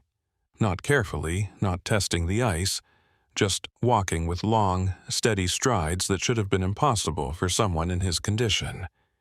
He should have been stumbling, falling, crawling. Instead, he moved with eerie confidence. I stepped onto the ice, testing my weight. It held solid.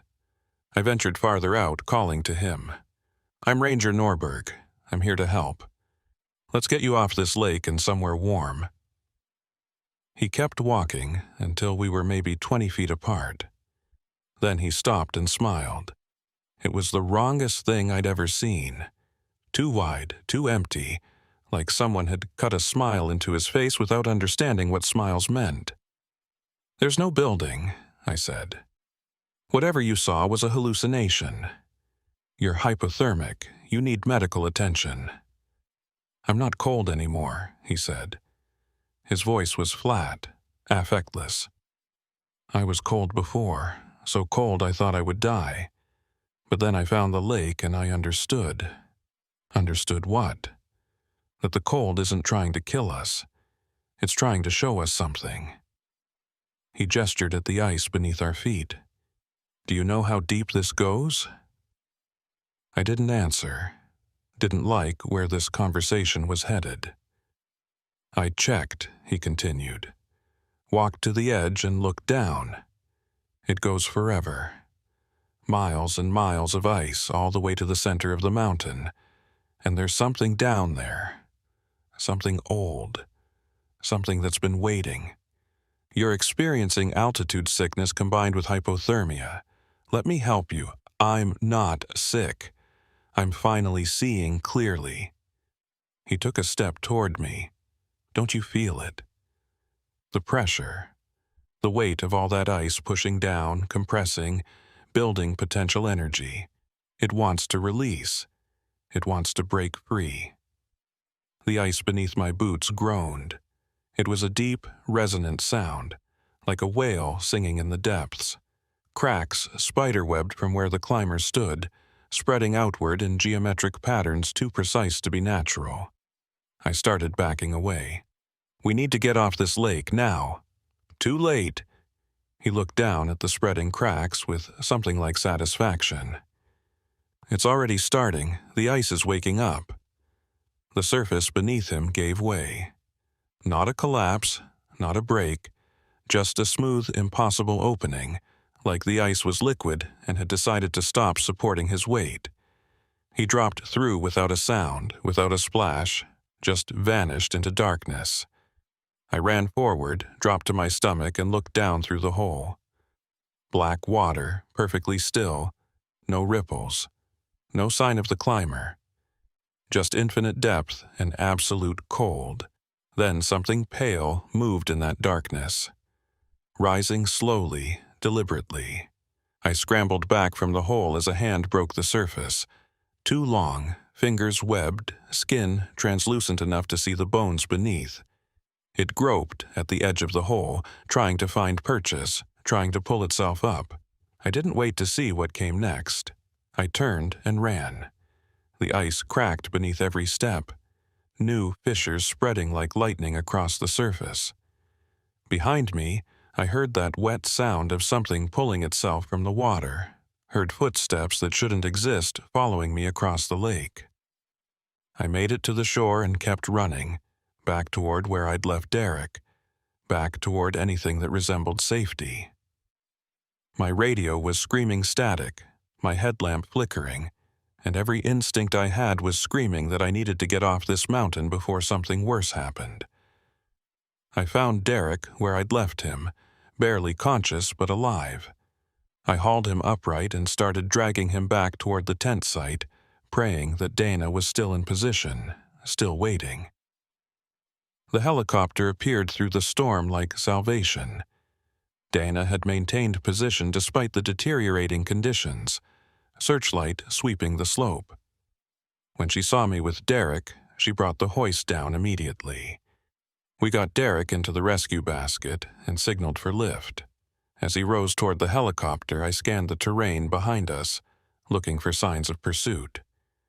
The lake was gone, just solid mountainside. No water, no ice, no evidence it had ever existed. I clipped into the hoist for the second extraction, and as I rose into the air, I saw something that made my blood freeze. Footprints in the snow, dozens of them, leading away from where the lake should have been, spreading out across the mountainside in every direction. Bare footprints, impossibly clear in the fresh snow, walking down the mountain toward civilization. Dana pulled me into the helicopter and slammed the cargo door shut. Got him? Yeah? I stared out the window as we gained altitude. Yeah, I got him. Let's get out of here. We flew back to Talkeetna through the worst of the storm. Dana fighting the controls every second while I worked on Derek in the back, forcing warmth into his core, monitoring his vitals. He was unconscious now, but his pulse was steady, breathing regular. He'd survive.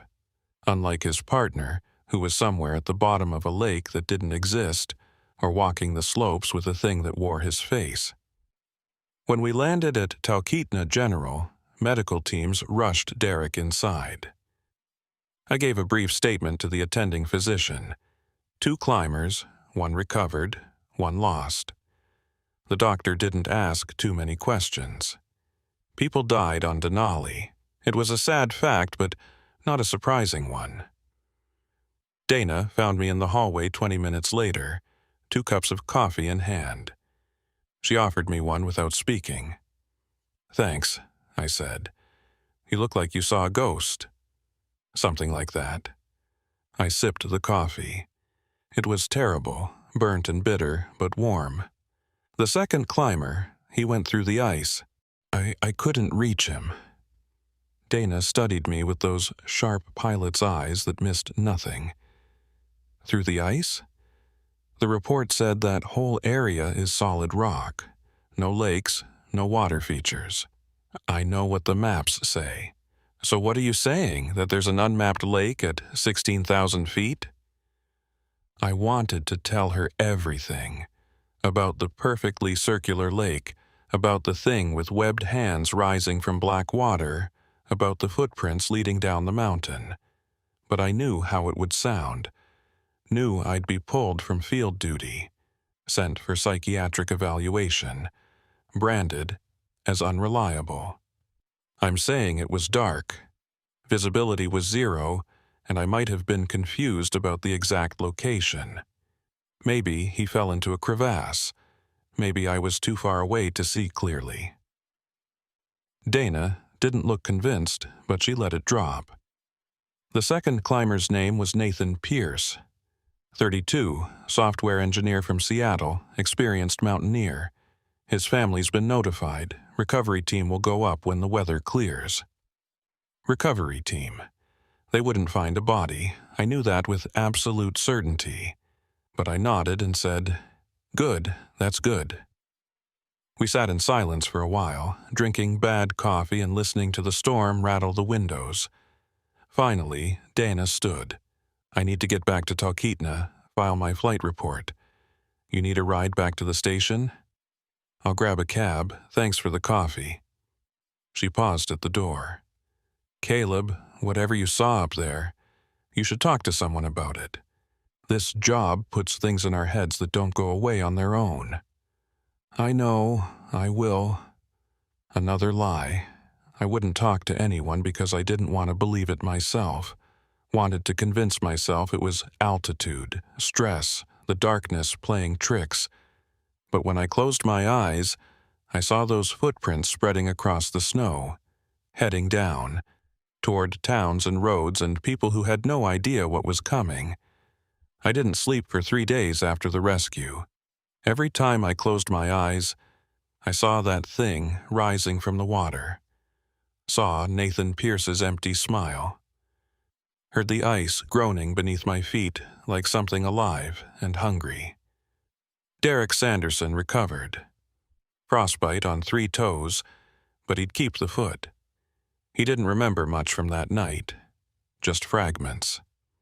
The tent collapsing, Nathan saying he saw lights, the long walk through darkness. He had no memory of the lake, no memory of me finding him. The doctors said that was normal with severe hypothermia. I didn't correct them. The search and recovery team went up 4 days later when the weather cleared. They found the tent exactly where I described it. Found Derek's abandoned gear, found the tracks leading down slope. But they didn't find Nathan Pierce, didn't find the lake, didn't find anything that matched my account of what happened. The official report listed Nathan as missing, presumed dead, lost to a crevasse fall or snow burial.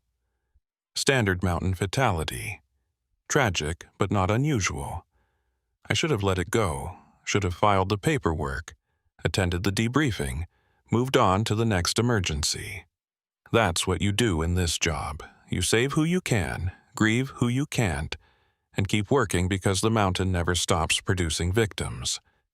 But I couldn't shake the feeling that something was fundamentally wrong. Not just with that night, but with the entire northwestern sector of the park.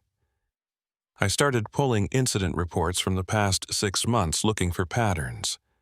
At first, there was nothing unusual. The typical mix of injuries, altitude sickness, equipment failures. But when I narrowed the search to a specific geographic area, within a 10-mile radius of where I'd found that lake, things got strange. 8 missing persons in 6 months, all experienced climbers or hikers. All disappeared in the same general area, and all of them had been recovered, or not recovered, with similar circumstances. Hiker found wandering at dawn, disoriented, claiming to have spent the night in a warm cave that rescue teams couldn't locate. Climber discovered hypothermic near glacier, insisting she'd fallen into dark water despite being miles from any water source. Solo mountaineer reported seeing people walking on the ice at midnight. When rescue reached his position, he was alone and suffering from acute psychosis. Medevaced out, never returned to climbing. 2 skiers found their tent abandoned, tracks leading toward unidentifiable lights. One recovered alive but unable to explain what happened. Second, never found. The pattern was clear if you knew what to look for. People encountering something in that region, something that lured them away from safety, something connected to water and ice and darkness. I compiled everything into a report and took it to my supervisor, Tom Kerrigan. He was a good ranger, 25 years in the service, the kind of steady presence who'd seen everything and wasn't easily rattled. He read through my report in silence, face expressionless. When he finished, he set it down carefully and looked at me with something between concern and pity. "Norberg, I need you to be honest with me. Are you okay?" "I'm fine. I just think there's something happening in that sector that needs investigation." What I see here is a collection of unrelated incidents spread across 6 months and a wide geographic area. People get lost in the mountains. They get disoriented, hypothermic. They hallucinate. It's not a pattern, it's just Denali being Denali. 8 people, Tom. All in the same region. All describing similar experiences. Similar? A warm cave and dark water aren't similar. Walking on ice and seeing lights aren't similar. You're finding connections that don't exist because you had a traumatic experience and your brain is trying to make sense of it. What about the lake? I know what I saw. Tom's expression softened. I believe you saw something. But visibility was 0. You were exhausted. You'd just watched a man die. The mind does strange things under extreme stress. There's no lake at that elevation. Geological survey confirms it. Then where did Nathan Pierce go?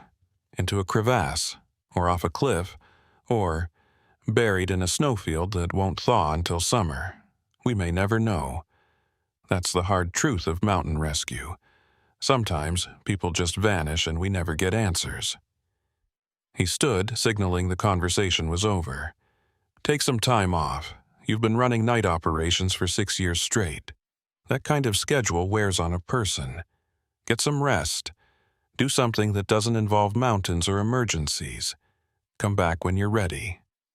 It wasn't a suggestion. I was being benched.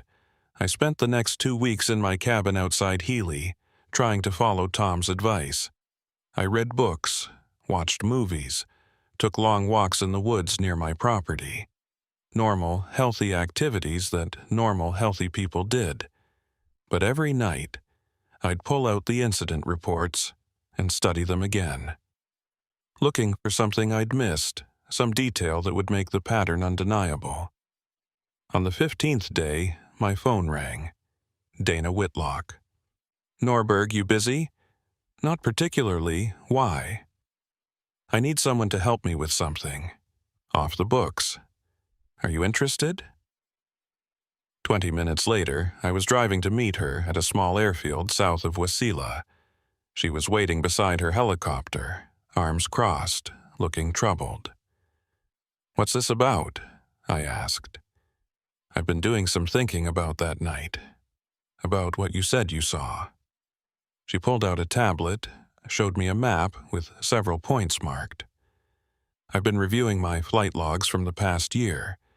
These are locations where I've experienced unusual instrument readings, compass fluctuations, altimeter errors, radio interference, all within a 15-mile radius of where we pulled Derek Sanderson." The marked points formed a rough circle around the area where I'd found the lake. "Could be natural magnetic anomalies," I said.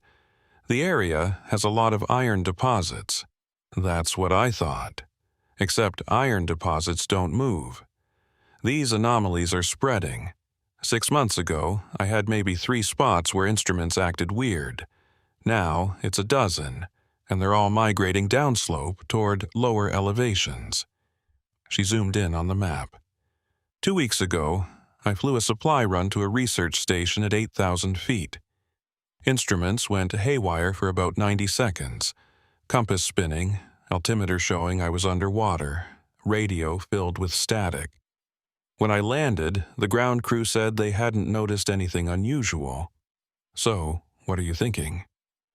I'm thinking you weren't hallucinating. I'm thinking there's something in that region, geological, atmospheric, I don't know, that's affecting both equipment and people. And I'm thinking it's getting worse. I looked at the spreading pattern of anomalies. If she was right, if whatever I'd encountered was expanding its influence, then more people would be at risk. More Nathans walking into darkness, more Dereks left freezing on the slopes. What do you want to do? I want to go back. Daylight flight, clear weather, proper documentation.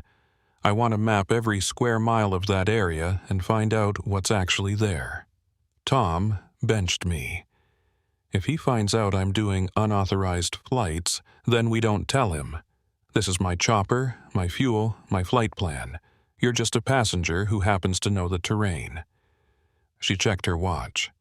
Weather's perfect right now. Window lasts maybe 4 hours. You in or out? I thought about Derek Sanderson, about the thing rising from the water, about 8 missing people who might still be alive somewhere in that frozen wasteland. I'm in. We lifted off 15 minutes later, Dana handling the controls with her usual precision while I monitored the instruments. The flight toward Denali took us over familiar terrain, braided rivers, dense forest, the slow rise toward alpine tundra. "Watch the compass," Dana said, as we crossed into the anomaly zone. "Should start acting up any second." She was right. The needle began to drift, making lazy circles instead of pointing north. The altimeter fluctuated, showing us at 12,000 feet, then 6, then 15. The radio hissed with static that sounded almost like breathing. "Mark the position," Dana said. I noted the GPS coordinates while she circled the area. Below us, nothing looked unusual, just snow and rock and the endless white expanse of glacier. We encountered 3 more anomalies over the next hour, each one stronger than the last. At the 4th site, the instruments went completely dark for 10 seconds. The helicopter's engine coughed, stuttered, then resumed normal operation. "That's new," Dana said, voice tight. "That's never happened before. Maybe we should head back. 1 more site, the strongest reading I've got on record. It's about 5 miles northwest near where I found the lake." She nodded. If we're going to find answers, that's where they'll be. We flew toward the coordinates, instruments getting progressively stranger. The compass now spun continuously. The altimeter claimed we were underground. The radio picked up what sounded like voices, faint, garbled, speaking no language I recognized. Then we saw it. The lake, exactly where I remembered it, a perfect circle of ice that reflected the sky like a mirror. That wasn't there 6 months ago, Donna said. I've flown over this area 100 times. I would have noticed a lake. We circled lower. The ice looked impossibly smooth, impossibly perfect. No cracks, no snowdrifts, no natural imperfections, just a flawless circle of frozen water where no water should exist. And around the edges I saw them. Figures. Maybe 20 of them standing perfectly still, facing outward like sentries. Dana, do you see? I see them. Are those people? I pulled out binoculars, focused on the nearest figure. It was human-shaped but wrong, skin too pale, posture too rigid. It stood without moving, without breathing, just existing in that terrible stillness. Then it turned its head and looked directly at the helicopter. "Get us out of here," I said. Dana was already banking away, but the helicopter's response was sluggish. The engine sputtered again, more severely this time. The altimeter showed impossible readings, negative 2,000 feet, then positive 40,000, then error codes I'd never seen. "Come on," Dana muttered, working the controls. "Come on, you piece of—" The engine died. For 3 seconds we fell in complete silence except for the wind whistling past the rotors. Then Dana's training kicked in. She adjusted pitch, used what momentum we had to control the descent, aimed for the flattest ground available. We hit hard. Not a crash, but not a landing either. More like a controlled collision. The skids caught on a boulder, and the helicopter tilted, throwing me against my harness. Metal screamed, something cracked. Then everything was still. "You okay?" Dana asked. I did a quick inventory, shoulder bruised, ribs aching, but nothing broken. "Yeah, you?" "Same. Let's get out before something explodes." We scrambled clear of the wreckage, putting 50 yards between us and the helicopter before we stopped to assess the damage. The main rotor was bent, the tail boom cracked, fuel leaking from a ruptured line. It wasn't flying again without major repairs. "Sat phone?" I asked. Dana pulled it from her flight suit, checked the display. "No signal. We're in a dead zone. How far to the nearest ranger station? 20 miles northeast. In this terrain, with this weather—" She looked at the darkening sky. It was only 3 in the afternoon, but clouds were rolling in fast. 2 days minimum. I checked my own equipment. Enough food and water for 24 hours. Emergency bivy sack, fire starter, first aid kit. Not ideal, but we'd survive if we kept moving. We head northeast, try to get clear of whatever's causing the interference. Once we can get a signal, we call for extraction. What about the lake? I turned to look back the way we'd come. The lake was visible from here, that impossible circle of ice. The figures were still there, still watching. We avoid it, stay on high ground, keep moving, don't stop for anything. We started hiking. The terrain was brutal. Loose scree that shifted beneath every step. Snowdrifts that swallowed our boots to the knee. The temperature was dropping fast, already down to 0 and falling. After an hour, I checked the sat phone again. Still no signal. After 2 hours, Dana pointed out something I'd been trying not to notice. The lake. It's closer than it should be. She was right. We'd been hiking northeast, putting distance between us and the lake. But when I looked back, it seemed only a few hundred yards away instead of the mile plus we'd covered. We're navigating wrong. The terrain must be confusing our sense of direction. I've been following the GPS. Then the GPS is wrong. We changed course, angling more sharply to the east, hiked for another hour. When I looked back, the lake was still behind us, still the same distance. No matter which direction we walked, we couldn't get farther from it. Dana saw it too. That's not possible. We've been moving for 3 hours. We should be miles away. Unless we're walking in circles. I'm a pilot, Norberg. I know how to navigate. We're not walking in circles. But we weren't getting anywhere either. Like the lake was exerting some kind of gravitational pull, keeping us tethered to its vicinity no matter how far we walked. The sun was setting now, temperature plummeting. We needed to make camp, get a fire going before full dark.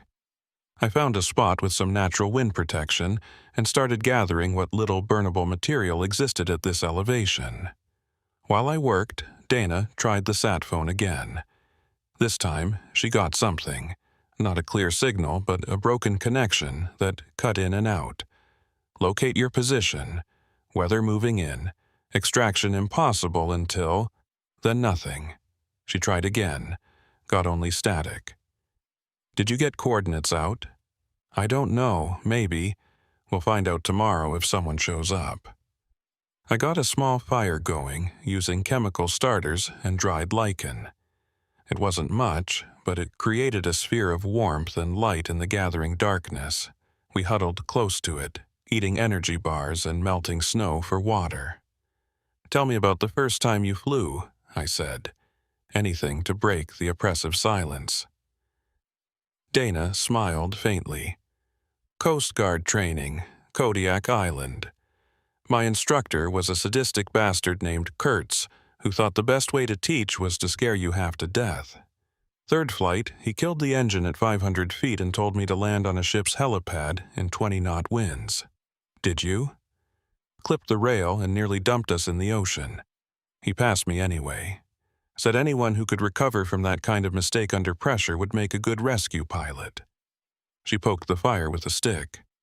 He was right, mostly. I've pulled a lot of people out of bad situations.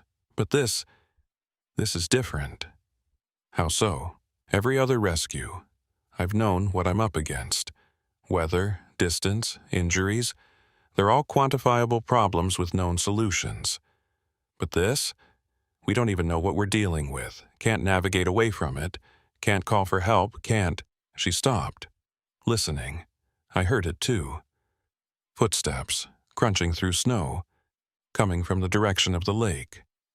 Multiple sets, walking in perfect synchronization.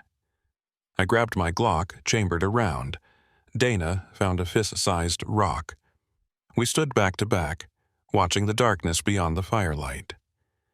They emerged from the shadows like figures in a nightmare. 7 of them, all wearing the faces of people I recognized from incident reports. The hiker who found the warm cave, the climber who fell into dark water. Others I'd never seen before, but who moved with that same terrible wrongness. And at the front, Nathan Pierce.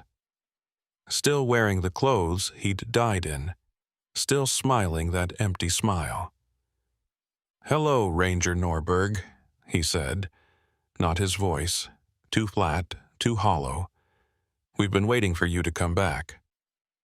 The fire cast dancing shadows across their faces, and I realized with creeping horror that they weren't just moving wrong. They were incomplete. Nathan's left hand was missing fingers, replaced with something that looked like ice molded into the approximate shape of human digits. The woman beside him had eyes that reflected light like an animal's, catching the flames and throwing back pale blue glints. Another had skin that seemed to ripple like water disturbed by wind.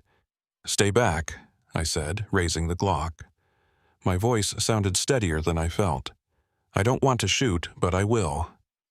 Nathan tilted his head at an unnatural angle, the movement too smooth, too fluid. "Bullets won't help you here, Ranger. This mountain has different rules. What are you?" "We were like you once. Warm, live, afraid of the cold." He spread his hands, and I saw frost forming on his palms, crystallizing in geometric patterns. Then we understood. The cold isn't death, it's transformation. The ice wants to show us what we could become. Dana's hand found my shoulder, gripping tight. They're hypothermic victims, severe cases experiencing psychosis. We can't reason with them. But I wasn't so sure. Derek Sanderson had been hypothermic, and he'd recovered. These people, or whatever they'd become, showed no signs of medical distress. No shivering, no confusion, no visible cold injury. They stood in sub-zero temperatures without coats or gloves, skin exposed to wind that should have given them frostbite in minutes. "The lake calls," one of the women said. She'd been the climber who reported dark water, according to the photo in her missing persons file. "It's been calling for so long, but only a few could hear, only a few were ready." Ready for what? To go deeper, to see what lies beneath the ice. Nathan took a step closer. The fire seemed to dim in his presence, as if he was absorbing its heat. "You stood at the edge, Ranger Norberg. You looked down into the water. Did you see?" I had seen. That pale hand reaching up, those webbed fingers groping for purchase. The impossible depth, the black water that shouldn't exist. "There's nothing down there except frozen groundwater," I said. "You're experiencing altitude sickness combined with severe hypothermia. If you come with us, we can get you medical treatment." "Medical treatment?" Nathan laughed, a sound like ice cracking. "You still don't understand. We're not sick. We're evolving. The mountain is teaching us what humans could have been if they'd embraced the cold instead of fighting it." Another figure stepped forward, a young man I didn't recognize, probably one of the earlier disappearances. "It showed us things. Deep beneath the glacier, there are chambers where the ice has memory, where water remembers every form it ever took. We've seen oceans that dried up 1,000,000 years ago. We've seen glaciers that covered continents. We've seen the first snow that ever fell on this mountain. And we've seen what sleeps in the deep places," the woman added. "The old cold, the patient cold, the cold that was here before mammals, before dinosaurs, before anything warm walked the earth." I wanted to dismiss it as hypothermic rambling, but something in their certainty made my skin crawl. They weren't raving or confused. They were describing something they genuinely believed they'd experienced. "Why are you here?" Dana asked. "What do you want from us?" "The same thing we wanted from Nathan, from Derek, from all the others who came close to understanding," Nathan said. "We want you to see. The lake is growing. Soon it will cover this entire valley, then the next, then the next. The old cold is waking up, and when it does, everything will change. You're trying to recruit us," I realized. "You want us to go into the lake. We're trying to save you.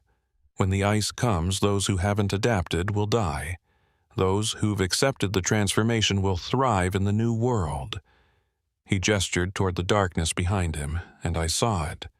The lake much closer than it had been an hour ago.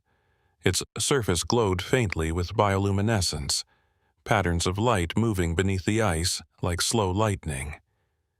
"Last chance, Ranger. Come with us willingly or wait for the ice to come to you. Either way, you'll understand soon enough."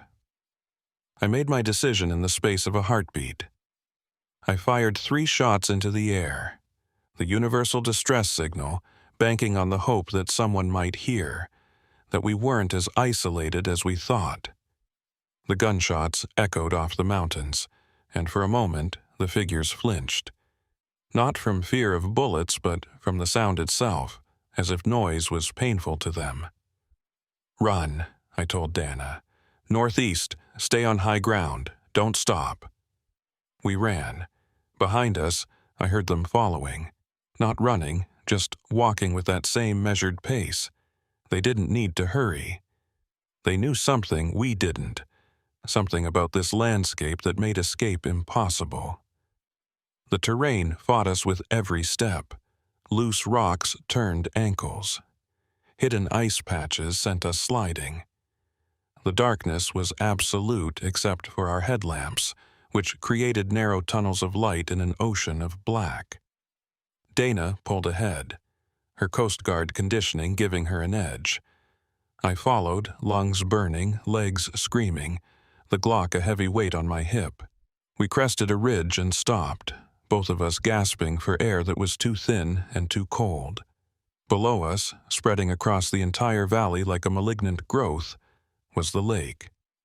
It had expanded impossibly fast, covering what should have been miles of rocky terrain.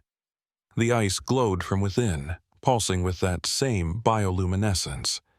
And on its surface, hundreds of figures stood in perfect concentric circles, all facing inward toward the center. "Oh God," Dana whispered. "How many people?" "All the missing persons from the past year, maybe longer." I pulled out the sat phone, tried desperately to get a signal. Nothing. We need to find high ground. The higher we climb, the better chance we have of getting out of this interference zone. We started scrambling up the ridge, using hands and feet, ignoring the cold that was creeping through our gloves and boots. The slope was nearly vertical in places, more climbing than hiking. Halfway up, Dana's footing gave way. She slipped, sliding down the scree, and I lunged to grab her. My hand caught her wrist just as she went over the edge of a drop-off.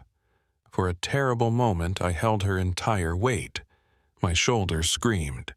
My grip on the rocks was tenuous at best. Below her, nothing but 30 feet of empty air, and then the ice lake, glowing and patient. "Don't let go," she gasped. "I won't. I've got you. Can you get your feet against the wall?" She kicked, found purchase, and together we hauled her back up to stable ground. We collapsed, side by side, shaking from adrenaline and exhaustion. "Thanks," she managed. "Thank me when we're off this mountain." We kept climbing, reached the top of the ridge just as dawn began to break in the east. A faint, gray light that did nothing to warm the air but at least let us see where we were going. And what I saw made my blood run cold. The lake had spread during the night. It now covered both sides of the ridge, forming a massive horseshoe shape around us. We were standing on an island of rock in a sea of glowing ice. "This isn't possible," Dana said. "Water doesn't spread that fast. Physics doesn't work that way. Nothing about this works the way it should." I checked the sat phone one more time. Miracle of miracles, I got 2 bars of signal. I dialed emergency services and got a crackling, barely comprehensible connection. "Identify yourself. This is Ranger Caleb Norberg, badge 773. I'm stranded on White Peak Ridge with Dana Whitlock. We need immediate extraction. Helicopter crash. Coordinates." I read off our GPS position while Dana scanned the sky for any sign of incoming aircraft. "Copy your coordinates. Weather conditions marginal. Earliest extraction 0800. We don't have until 0800. There's a..." I stopped. How did I explain this? How did I make them understand? "There's a geological hazard expanding in this region.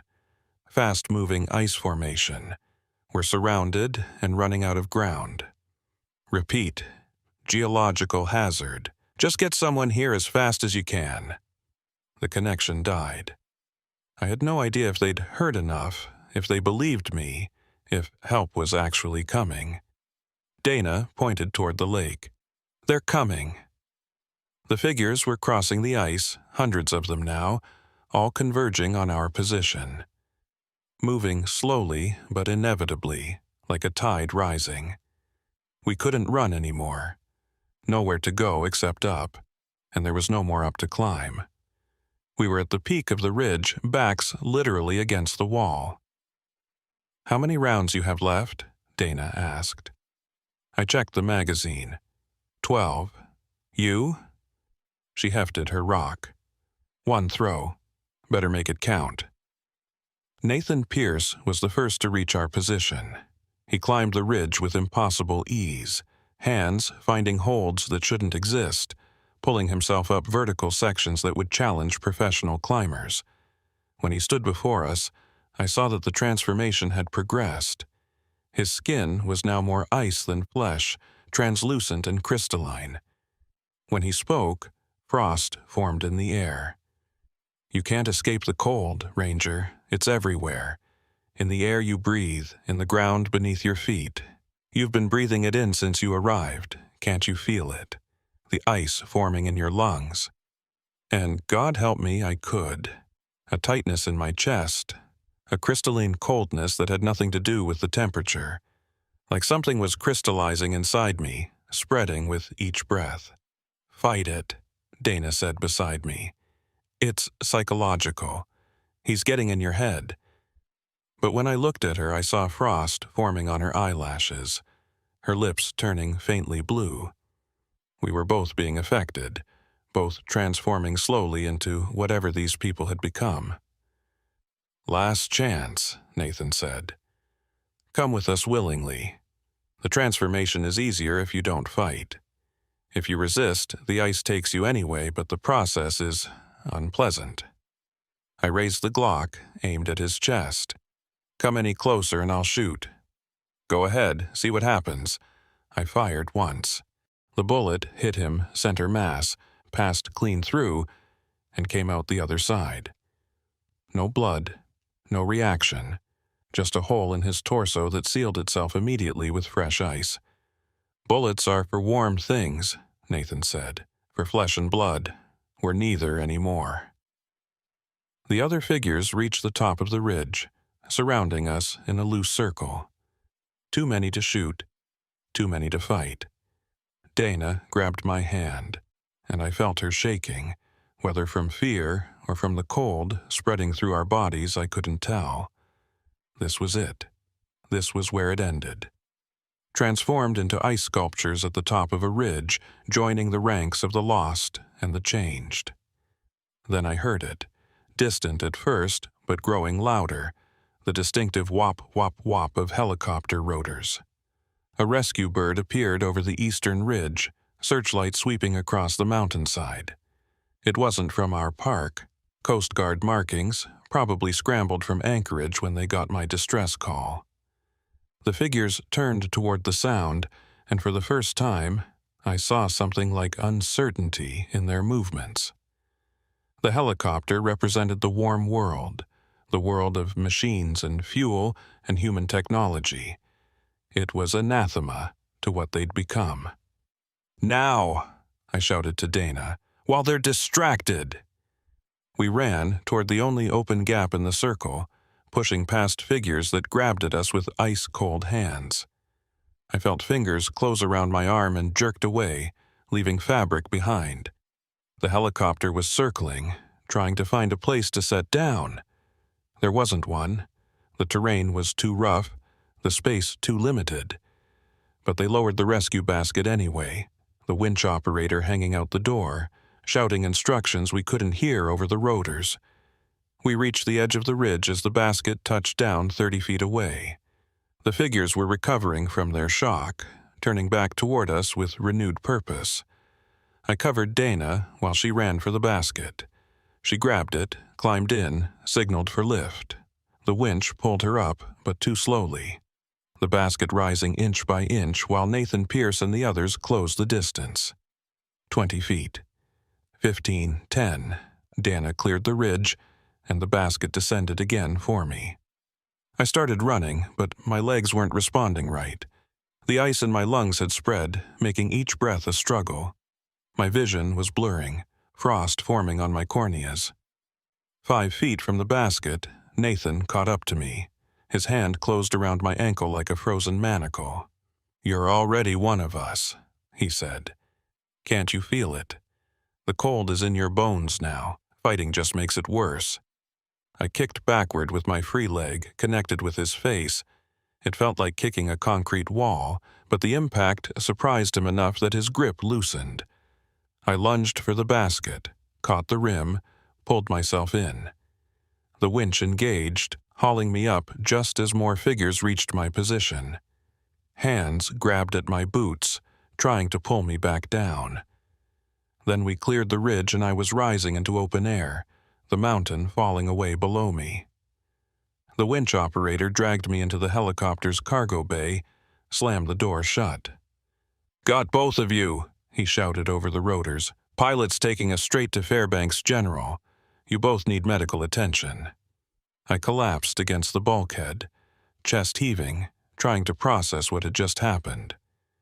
Dana was across from me, wrapped in a thermal blanket, eyes wide with shock. As we gained altitude, I looked down one last time at White Peak Ridge. The figures were still there, standing in their circle, watching us leave. And beyond them, the lake spread across the valley like a cancer, glowing with that terrible bioluminescence. We'd escaped, but hundreds of others hadn't, and that lake was still growing. The hospital kept us for 3 days. Severe hypothermia, they said. Minor frostbite on my fingers and toes. Psychological trauma that would require ongoing counseling. Standard procedure for mountain rescue survivors. They didn't understand that what we had wasn't standard anything. Dana was released a day before me. She came to my room before checking out, looking thinner and older than she had a week ago. "I filed my report," she said, told them everything. The lake, the figures, the transformation. They think I'm suffering from altitude-induced psychosis combined with trauma from the crash. Same with mine. Tom Kerrigan suggested I take a medical retirement. Said the stress of the job had clearly gotten to be too much. "Are you going to?" I thought about it. About the easy answer, the safe answer. Take the retirement, move somewhere far from mountains and ice, try to forget everything I'd seen. But I knew I couldn't. Not with that lake still growing, still transforming people, still spreading across the mountain like a malignant growth. "No," I said. "Someone has to keep watching. Someone has to warn people before they wander into that valley and don't come back." Dana nodded slowly. "I've been thinking the same thing. I can't fly for the park anymore. They grounded me, pending psychiatric evaluation. But I've got my own helicopter, my own fuel. No one can stop me from doing private aerial surveys of that region. We'd be violating about 50 regulations. Good thing we're both too stubborn to care about regulations." She pulled out a tablet, showed me a satellite image of the northwestern sector. "Look at this. Thermal imaging from yesterday. The lake's grown another half-mile. At this rate, it'll reach inhabited areas within a month." I stared at the image, seeing the cold blue signature of the lake spreading like ink across the landscape. We need evidence. Real, undeniable proof that will force them to take action. How? Testimony from people they think are crazy isn't going to cut it. Water samples. If we can get samples from the lake and from normal sources, compare them in a lab, show that something fundamentally different is happening to the water chemistry, they'd have to investigate then. It's a long shot. Better than sitting here watching it spread. Dana stood, offered her hand. "Partners?" I shook it. Her grip was strong, steady, but I noticed the faint blue tinge to her fingernails. The same tinge I saw when I looked at my own hands. We were both infected, both transforming slowly into whatever those people on the ice had become. Maybe we had weeks, maybe months. Maybe the process could be stopped if we got treatment soon enough. Or maybe we were already lost, and this was just our body's last rebellion against the inevitable. Either way, we had work to do. Over the next 2 weeks, Dana and I made 3 covert flights into the affected region.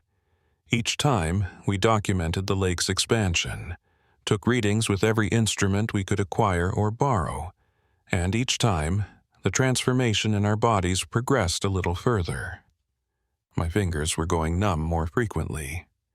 Dana's eyes had taken on a faint reflective quality in low light. We were both experiencing the same tightness in our chests, the same sensation of something crystallizing in our tissues. On the third flight, we got lucky. We found an isolated section of the lake's edge where no figures stood guard. Dana held the helicopter in hover while I rappelled down, landed on solid ice, and deployed our sampling equipment. The ice was thick here, 3 feet or more, perfectly clear. I could see down into the water beneath, that same impossible depth, that same absolute darkness. And suspended in that darkness, shapes, hundreds of them, thousands, all frozen in various stages of transformation. They were people. Every missing person from the past decade, probably. All trapped in the ice, slowly changing, slowly becoming something else. I collected the samples with shaking hands, sealed them in sterile containers, and signaled for extraction. As the winch pulled me up, I saw movement below. One of the frozen figures had opened its eyes, milky white, no iris, no pupil. It looked directly at me and smiled. We rushed the samples to a private laboratory in Anchorage, paid extra for expedited analysis. The results came back 48 hours later, and they were everything we'd hoped for and feared. The water from the lake wasn't water, not entirely. It was a complex crystalline structure that the lab couldn't identify, something between ice and liquid, maintaining properties of both states simultaneously. The molecular structure showed patterns that were almost organic, almost like DNA, but not quite. And it was spreading. The samples we'd collected had contaminated their containers, converting the normal water we'd used as controls into more of the same crystalline substance. We had our proof. We took it to every authority we could think of: the National Park Service, the EPA, the CDC, even FEMA. Each one reviewed our evidence, thanked us politely, and filed it away as the work of 2 traumatized rescue workers suffering from shared delusions. The official position was that the satellite imagery showed natural lake expansion due to glacial melt. The water samples were contaminated during collection. Our testimony was the result of altitude sickness and hypothermia. Case closed. Move along. Nothing to see here. 3 weeks after our last flight, Tom Kerrigan called me. His voice was tight, controlled, the way it got when he was delivering bad news. "Norberg, we've got a situation. Tourist party went missing in the White Peak region. 10 people, all experienced hikers. Their GPS tracker shows them right at the edge of where you claimed that lake was. Send a recovery team, now, before..." "We did, 6 hours ago. They haven't reported back. Radio's dead, sat phone isn't responding. It's like they just vanished." I closed my eyes, saw those frozen figures under the ice, saw Nathan Pierce's empty smile, saw the lake spreading across the valley, patient and inexorable. "How many people have we lost total?" I asked. "In that region, over the past year, 47 confirmed missing. But if you count the recovery team..." He trailed off. "Norberg, what the hell is happening up there? The truth, something old is waking up, something that was frozen for millions of years and is thawing out.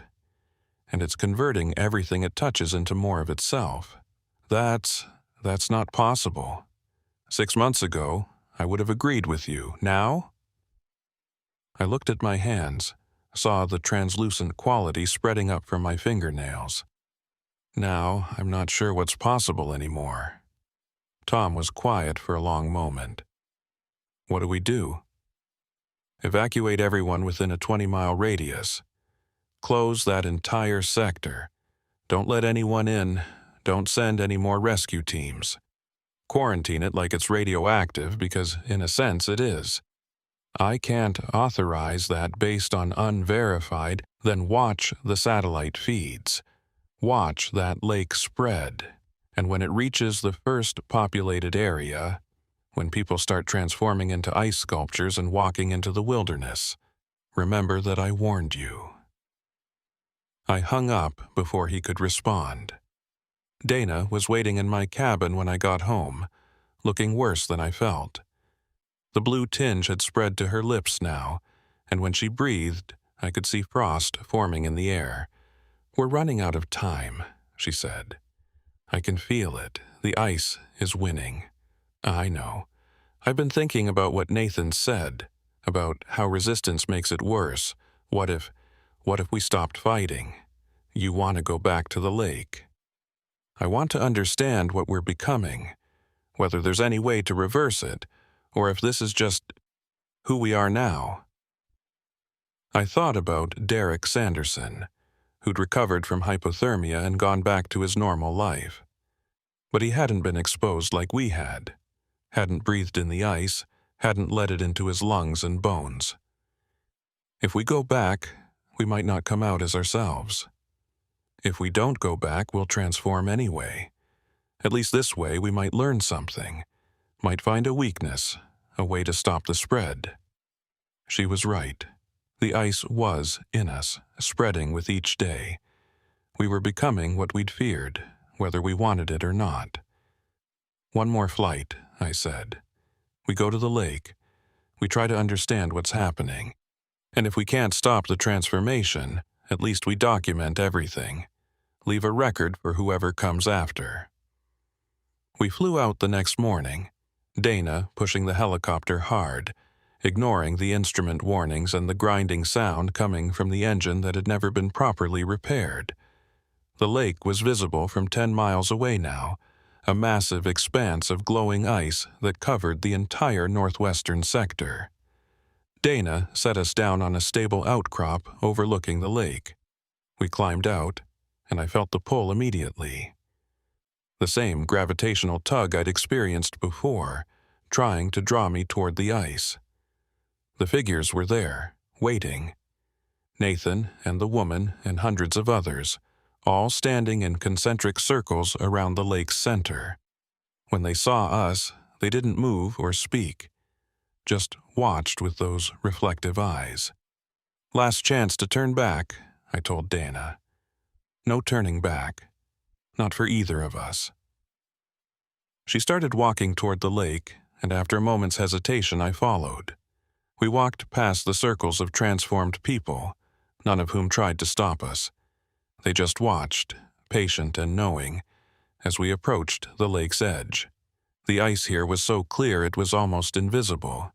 Looking down, I could see the frozen figures suspended in the depths, the tourists, the rescue team, dozens of others I didn't recognize, all trapped in various stages of transformation.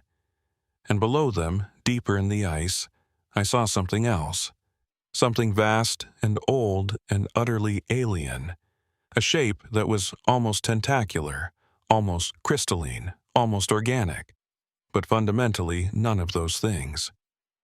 "There," Dana whispered. "That's what's been doing this. That's the old cold Nathan talked about." It was waking up. I could see it moving slowly, extending pseudopods of ice and consciousness through the water, converting everything it touched. And as I watched, I felt it notice us, felt its attention turn toward the surface, toward the two warm things standing at the edge of its domain. "We need to go," I said. "Now, before the ice cracked beneath our feet. Not violently, not a collapse, just a smooth, intentional opening, like the lake was inviting us in." Dana grabbed my hand as we fell through into water that wasn't water, into darkness that wasn't dark. The cold hit like a physical blow, but instead of pain, I felt clarity, understanding. The ice showed me things, revealed truths about the world that warm-blooded creatures could never comprehend. I saw the history of this mountain, the cycles of freeze and thaw spanning millions of years. Saw the thing that lived here, not a creature but a process, a force of nature as fundamental as gravity or time.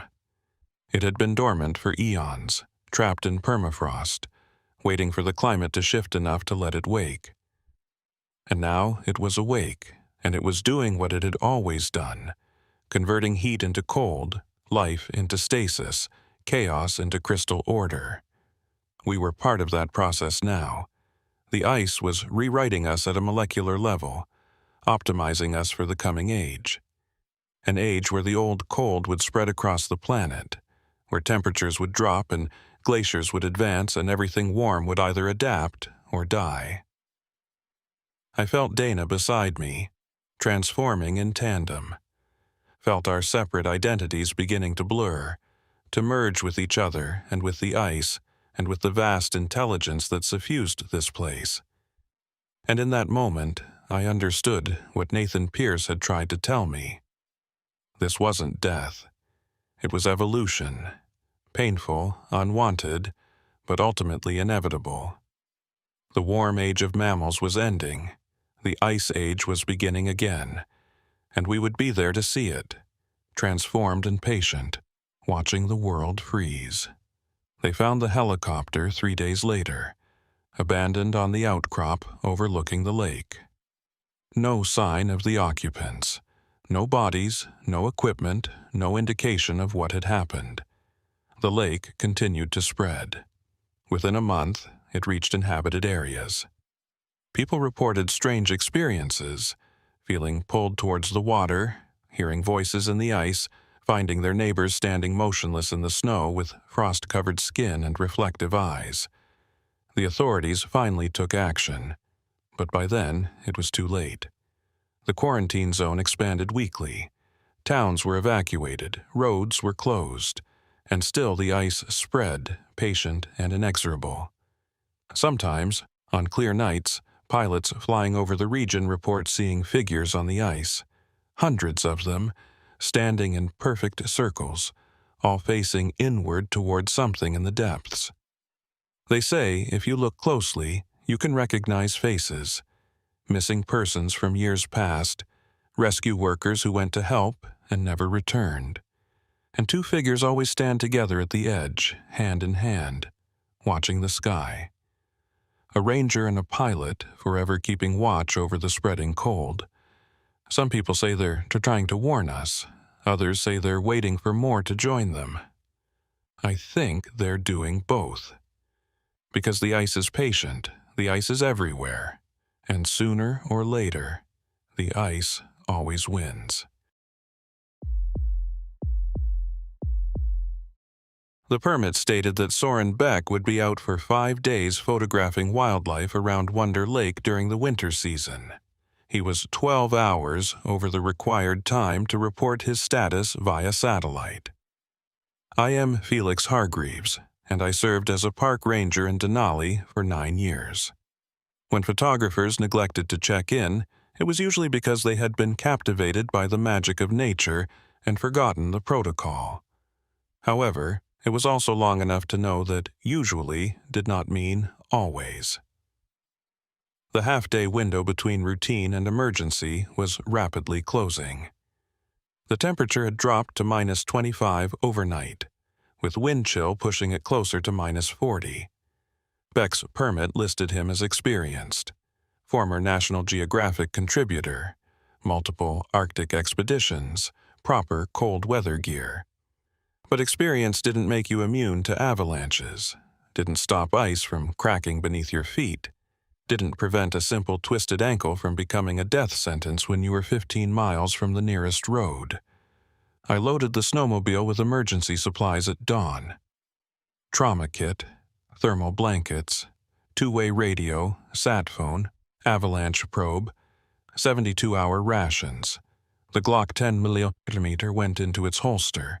Bears were mostly denned up this time of year, but mostly got people killed just like usually did. The ride to Wonder Lake took 90 minutes across terrain that fought me every mile. Fresh snow had buried the trail markers, and twice I had to dismount and probe ahead to make sure I wasn't about to drive into a concealed crevasse. The morning sun was a pale disk behind clouds, giving light but no warmth. Wonder Lake sat in a basin surrounded by jagged peaks, its surface frozen solid beneath 3 feet of ice. In summer, it reflected Denali's massive bulk like a mirror. In winter, it became a white expanse indistinguishable from the surrounding tundra, except for the subtle depression where water lay beneath ice. Beck's campsite should have been on the northern shore, where the tree line provided some wind protection. I found it easily enough, a bright orange tent visible from a quarter-mile away, emergency protocol colors that screamed, "I'm here," against the monochrome landscape. But something about the camp looked wrong even from a distance. I approached slowly, scanning for tracks, for signs of movement, for Beck himself. The tent stood intact but partially collapsed on one side, fabric sagging inward like something had pushed against it from the inside. No smoke from a camp stove, no footprints near the entrance, no indication anyone had moved around the site in hours. "Beck," I called out. "Soren Beck, this is Ranger Hargreaves. Are you here?" My voice died in the still air. No echo, no response, just the kind of silence that feels deliberate. I dismounted and approached the tent on foot. That's when I saw the footprints. They led away from the tent toward the lake, clearly visible in snow that had fallen sometime during the night. Boot prints, the right size for an adult male, spaced at a normal walking gait. But what made my skin crawl was what I saw embedded in each print. Ice. Not snow compressed by weight, but actual ice, crystalline, clear, formed in the exact shape of the boot treads. Like Beck had been walking on water that froze instantly beneath each step. I followed the tracks 20 yards to where they stopped at the lake's edge. And then they continued across the ice. 50 yards out, 100. Still perfectly preserved. Still showing that strange crystalline formation in each impression. That wasn't possible. Ice didn't form that way. Boots didn't leave frozen impressions in snow unless the temperature differential was extreme. And even then, the pattern was wrong. This looked like someone had walked across liquid water that crystallized the moment their weight left it. I keyed my radio. "Ranger Station, this is Hargreaves at Wonder Lake. I've located Beck's campsite, but no sign of Beck himself. Found unusual track formation leading onto the lake ice. Requesting..." Static swallowed my transmission. I tried again, got the same white noise, then checked the sat phone. No signal. The battery showed full charge, but the display kept flickering between searching for network and error codes I'd never seen before. Equipment failure. Wonderful. I returned to the tent and opened the entrance flap. The interior was organized chaos, sleeping bag half unzipped, cooking gear scattered, a toppled camp stove with fuel still in the reservoir.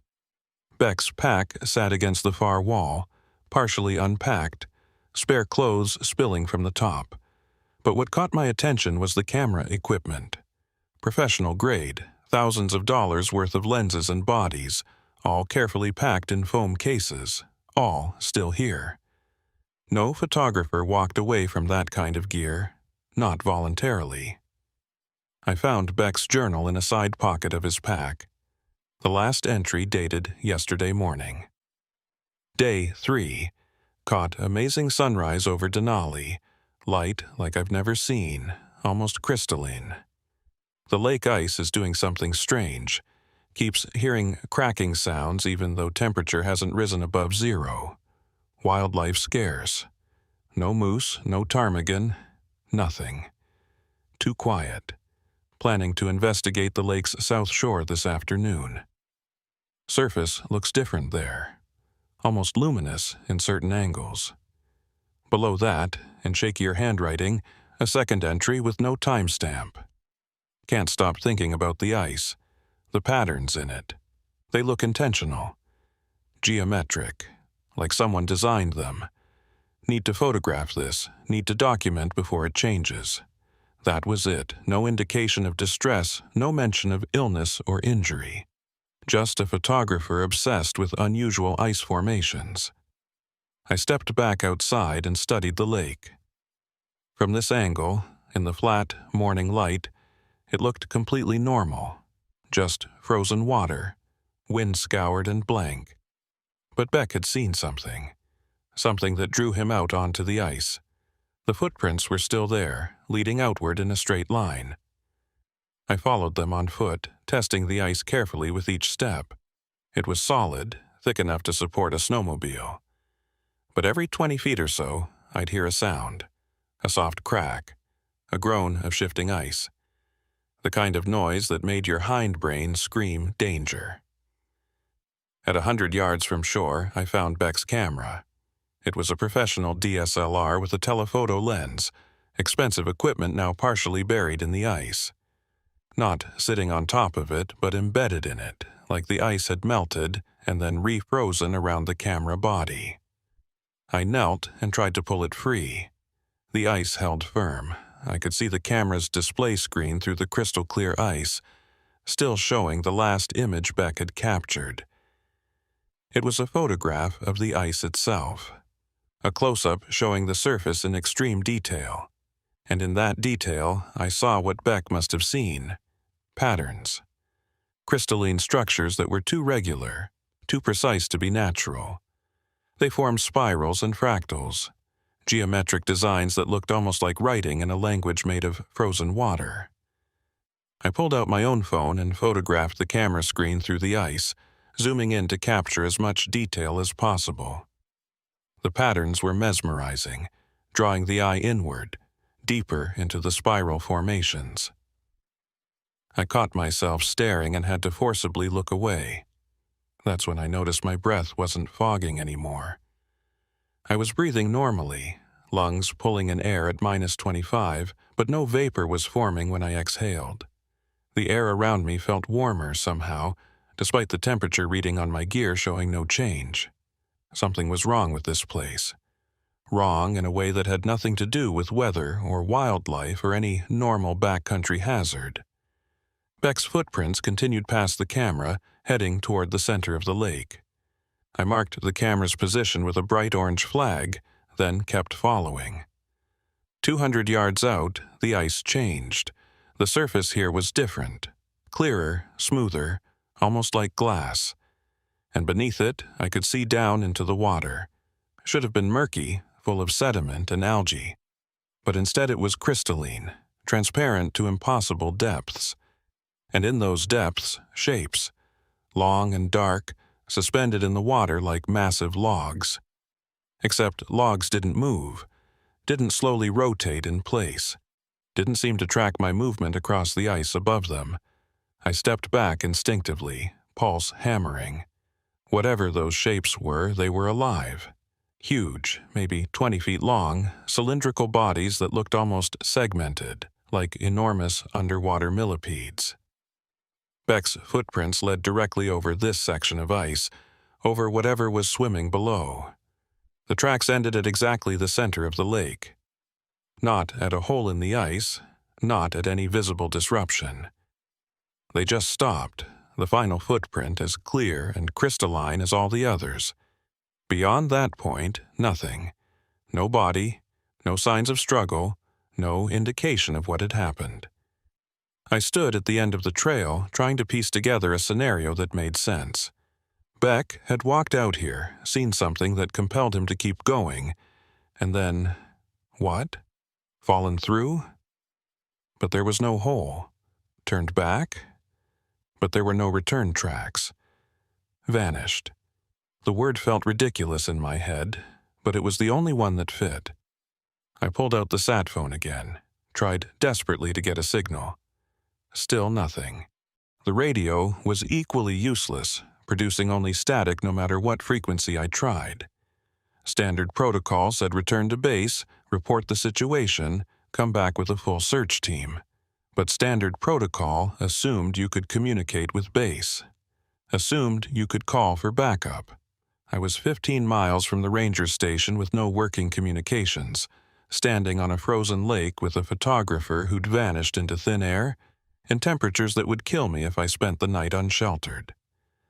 The smart move was to head back immediately, report in person, return with help.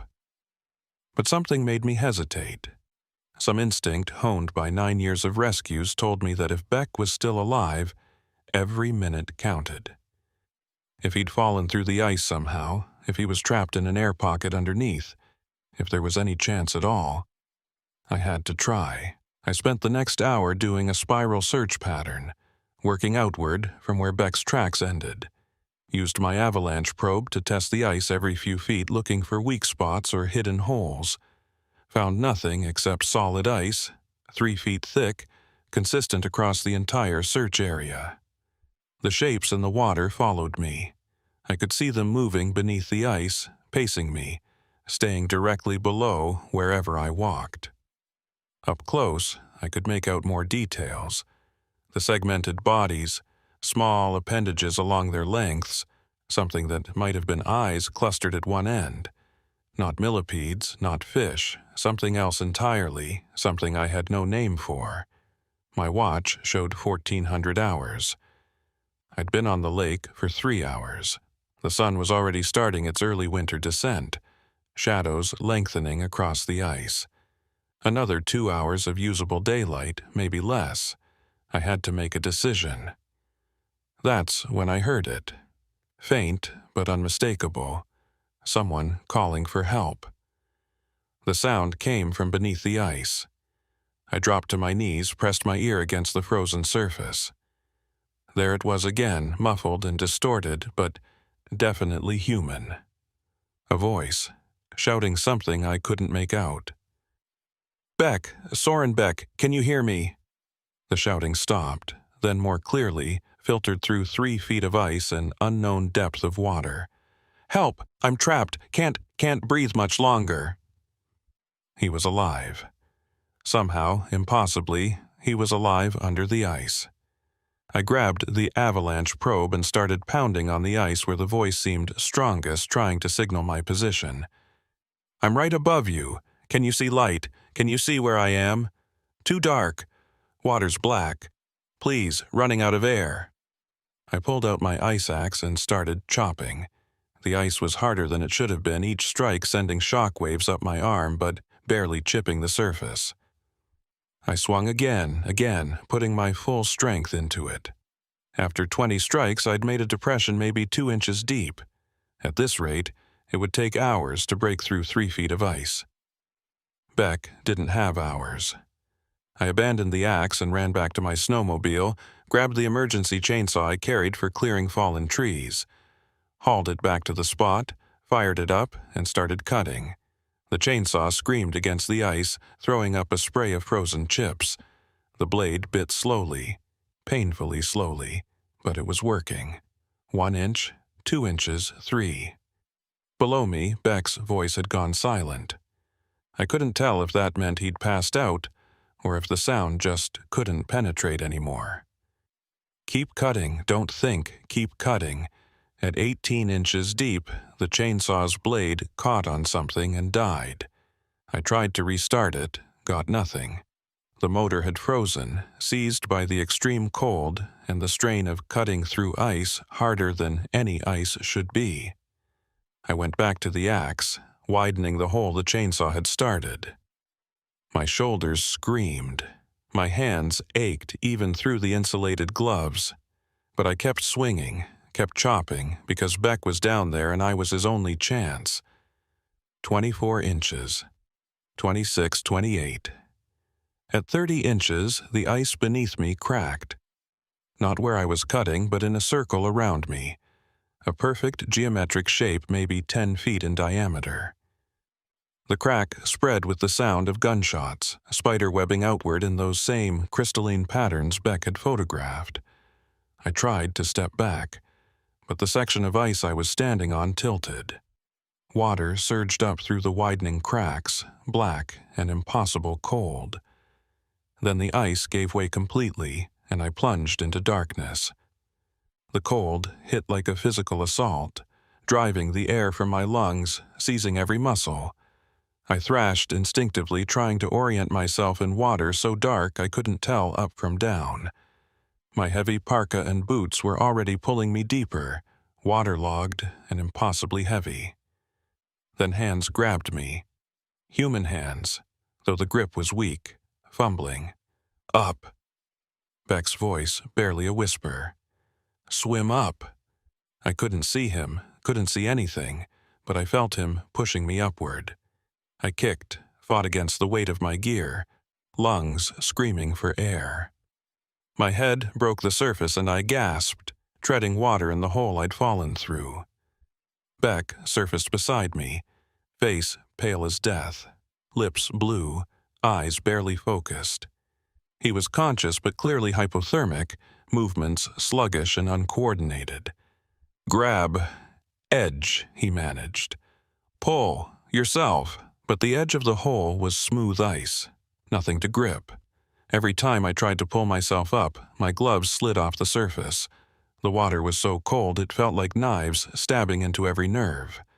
I had maybe 2 minutes before hypothermia took me. Maybe less. My pack, I told Beck. Rope in the side pocket. Can you get it? The pack had fallen in with me, now floating nearby. Beck swam to it with agonizing slowness, fumbled with the zipper.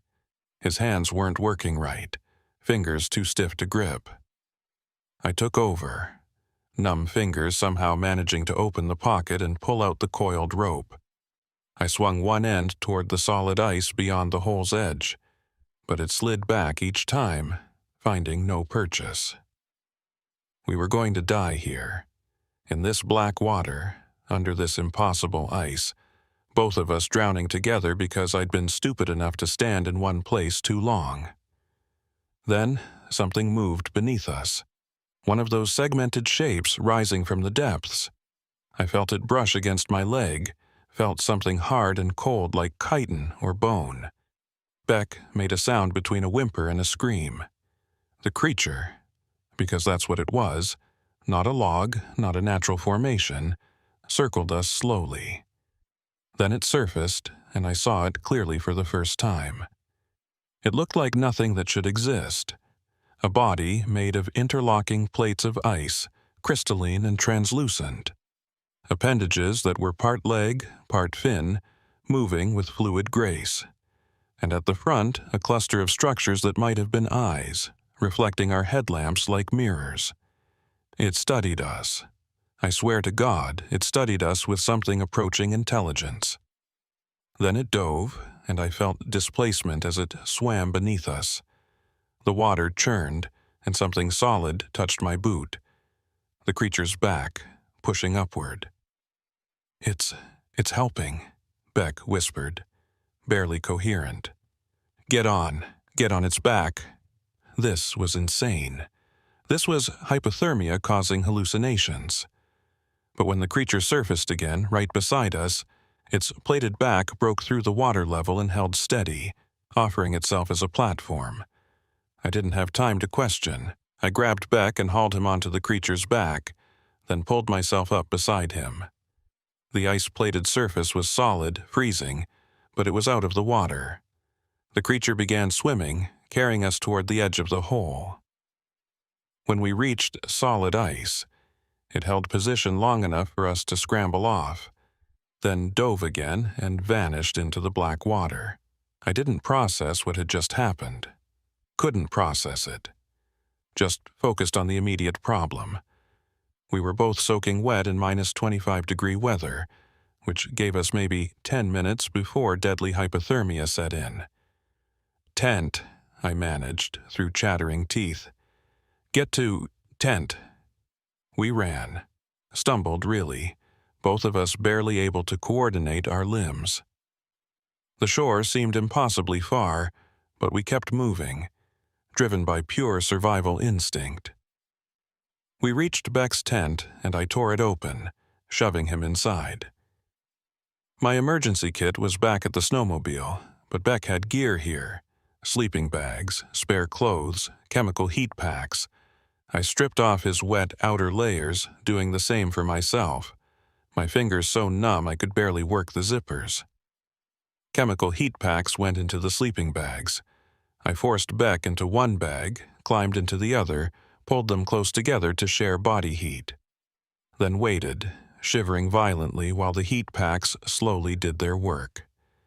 It took 20 minutes before I could feel my fingers again, 30 before Beck's shivering started to decrease, an hour before either of us could speak in complete sentences. What? Beck's voice was hoarse, damaged. What was that thing? I don't know. Some kind of... I don't know. I couldn't even begin to categorize what we'd seen. How long were you under there? Since yesterday afternoon. I fell through, couldn't find my way back to the hole. Waters so dark, so deep. I swam until I couldn't swim anymore, then just floated. Those things kept circling me. Sometimes they'd touch me, push me upward toward the ice, like they were trying to keep me from drowning. That's impossible. Wildlife doesn't... I know what wildlife does and doesn't do, Hargreaves. I've photographed animals on 6 continents. These things aren't animals, not in any way we understand. I thought about the creature that had carried us to safety. Thought about the geometric patterns in the ice. The way Beck's footprints had frozen crystalline. The shapes moving beneath the surface. Your journal said the ice looked intentional, designed. Because it is. I spent hours photographing it before I fell through. The patterns aren't random, they're structures. Complex, mathematical structures. And they're growing, spreading across the entire lake surface. He reached past me, grabbed his waterproof camera case. Somehow it had survived his submersion. He powered on the display and showed me hundreds of photos, all of the ice, all showing those same spiral patterns in increasingly complex arrangements. This is the same formation, photographed over 6 hours, he said, flipping through images. Watch how it changes. I watched. The patterns grew, evolved, became more intricate, like watching a crystal form in time-lapse, but with intentionality behind it. Like watching someone write. What's causing it? Them. The things in the water. They're not just swimming around, they're creating these patterns, building them. I think the ice is their language, or their art, or something we don't have words for. I wanted to dismiss it as hypothermic delusion, but I'd seen what I'd seen. The creature that had saved us. The patterns too perfect to be natural. The way the ice had cracked in that precise geometric circle. We need to report this. Get a research team out here. And tell them what? That we found intelligent ice creatures in Wonder Lake? They'll think we're delusional, suffering from cold exposure. Then we show them the photos, the evidence.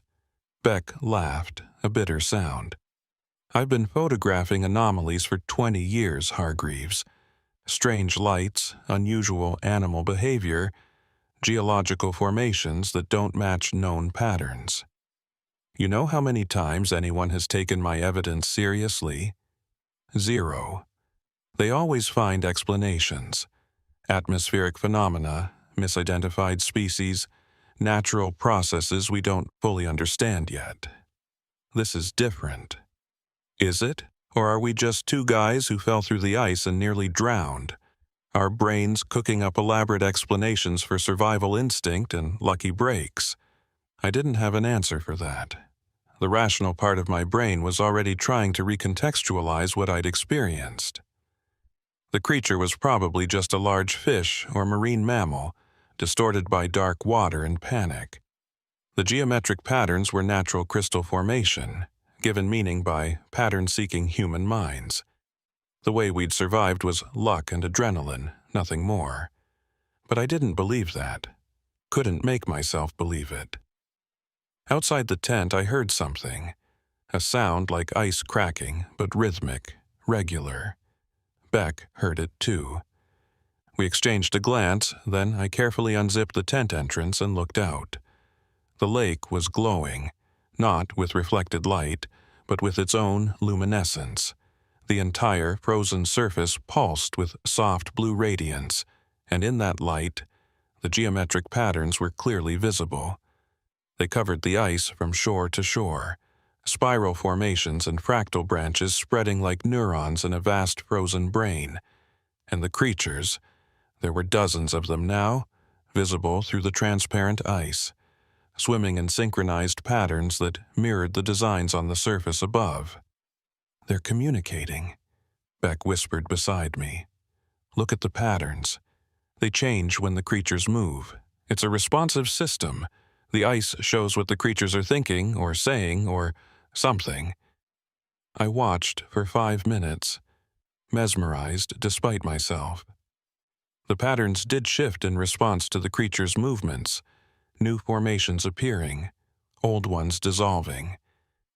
It looked almost like a conversation, ideas forming and reforming in frozen crystal.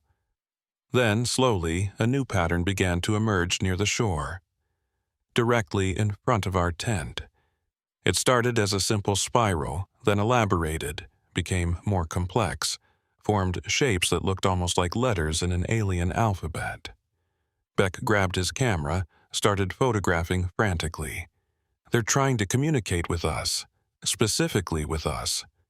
"You don't know that." "Then why is the pattern forming right here, right in front of where we're watching?" I had no answer. We watched the pattern grow, become more elaborate. Whatever message the creatures were trying to convey, it was beyond my comprehension. The shapes meant nothing to me, just beautiful geometry with no translation key. After 10 minutes, the glowing faded. The patterns remained, frozen in the ice, but the luminescence died away. The creatures descended into deeper water, disappearing from view. Beck lowered his camera, face pale in the darkness. "We need to stay. Document this properly. This could be the most important discovery since—" "We need to leave," I interrupted. "Right now, before we freeze to death or fall through the ice again." "But the evidence, you have photos, hundreds of them. That's evidence enough. But if we stay here, we're risking our lives for something we don't understand and can't control." He wanted to argue. I could see it in his face, the photographer's obsession with capturing the perfect image warring with basic survival instinct. Finally, survival won. "Okay, we leave at first light." "We leave now. I'm not spending another night on this lake." We packed quickly, gathering essential gear and abandoning anything we could do without. My snowmobile was still functional, and Beck's tent was light enough to strap to the back. We loaded up and started the long ride back to the ranger station. The trip took 3 hours in the darkness, following my GPS track. Twice we had to detour around ice formations that looked unstable. Once, I swore I saw something large moving beneath the snow beside the trail, but when I stopped to look, there was nothing there. We reached the ranger station at midnight. I radioed ahead and Tom Kerrigan was waiting, along with a medic and 2 other rangers. They rushed Beck to the clinic for hypothermia treatment while I gave my report. I told them everything: the missing photographer, the camera embedded in ice, the footprints ending at the lake's center. Falling through the ice, nearly drowning, somehow making it back to shore. I didn't mention the creatures, didn't mention the geometric patterns, or the glowing ice, or the thing that had carried us to safety. Those details I kept to myself, watching Kerrigan's face to see if he believed even the sanitized version. "You're lucky to be alive," he said finally. "Both of you. That lake should have killed you." "I know.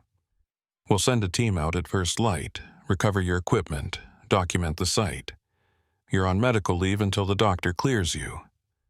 I nodded, too exhausted to argue. They put me in a recovery room, piled me with heated blankets, forced hot liquids down my throat. I slept for 12 hours straight, dreaming of geometric patterns and creatures made of ice. When I woke, Beck was sitting beside my bed. "They don't believe us," he said without preamble. "The recovery team went out, found the lake completely normal. No glowing, no patterns, just regular ice. They found your chainsaw and avalanche probe, confirmed you'd tried to cut through the ice. But there's no hole. The ice is refrozen, smooth, and uniform. What about the camera? My camera embedded in the ice? Gone. The team couldn't find it. They think the ice might have shifted, buried it deeper. They want to bring specialized equipment out in the spring, do a more thorough search when the ice melts. I pulled out my phone, brought up the photo I'd taken of Beck's camera screen through the ice. The image was there, but it had changed. The geometric patterns were gone, replaced by random ice crystal formations, like someone had edited the photo to remove the evidence. Except I knew no one had touched my phone. "Your photos?" I asked. Beck pulled out his camera, showed me the display. Hundreds of images of Wonder Lake, all of them showing normal ice, normal water, normal winter landscape. The geometric patterns had vanished from every single frame. "I don't understand," he whispered. "I saw them. I photographed them. They were there. Maybe," I searched for an explanation that made sense. "Maybe the extreme cold affected the equipment, created artifacts in the images that looked like patterns, but weren't really there. And the creatures, the thing that saved us? Hypothermia causes hallucinations, shared delusions between people in the same stressful situation. It's documented." Beck looked at me with something like betrayal. "You're going to let them explain this away, pretend it didn't happen. I'm going to survive it, which means accepting the most rational explanation and moving on. The rational explanation is that something impossible is living in Wonder Lake. Something intelligent, something that communicates through ice formations, something that saved our lives when it could have just let us drown. The rational explanation is that we survived a near-death experience and our brains filled in the gaps with fantastical details. That's what I'm putting in my official report. What you put in yours is up to you." He stood, face hard. "I thought you were different. Thought you actually cared about the truth. I care about staying employed, about not being labeled as unstable and losing my job, about being able to help people who need help, which requires maintaining my credibility, at the cost of ignoring the most significant discovery of our lives, at the cost of staying sane." He left without another word. I heard later that he'd refused all medical treatment beyond basic hypothermia management, demanded his gear back, and driven to Anchorage the same day. His official statement corroborated mine, fell through the ice, managed to escape, no other unusual circumstances. The investigation concluded that we'd both been lucky to survive a dangerous but ultimately mundane accident. The lake was placed off limits for the rest of winter due to unstable ice conditions, but no further research was authorized. Life went back to normal. I returned to my patrol schedule, responded to emergencies, helped tourists who wandered too far from marked trails. Everything just like before. Except every night I dreamed of glowing ice and geometric patterns, and sometimes when I closed my eyes, I swore I could feel something watching, something patient and ancient and utterly alien, waiting beneath frozen water for someone to understand its message. 3 months passed. Winter gave way to early spring, and Wonder Lake's ice began to thin, turning from white to gray to the dangerous translucence that kills unprepared hikers every year. I stayed away from that sector, found excuses to assign other rangers to patrols near the lake. But I couldn't stop thinking about it. Beck's photos haunted me.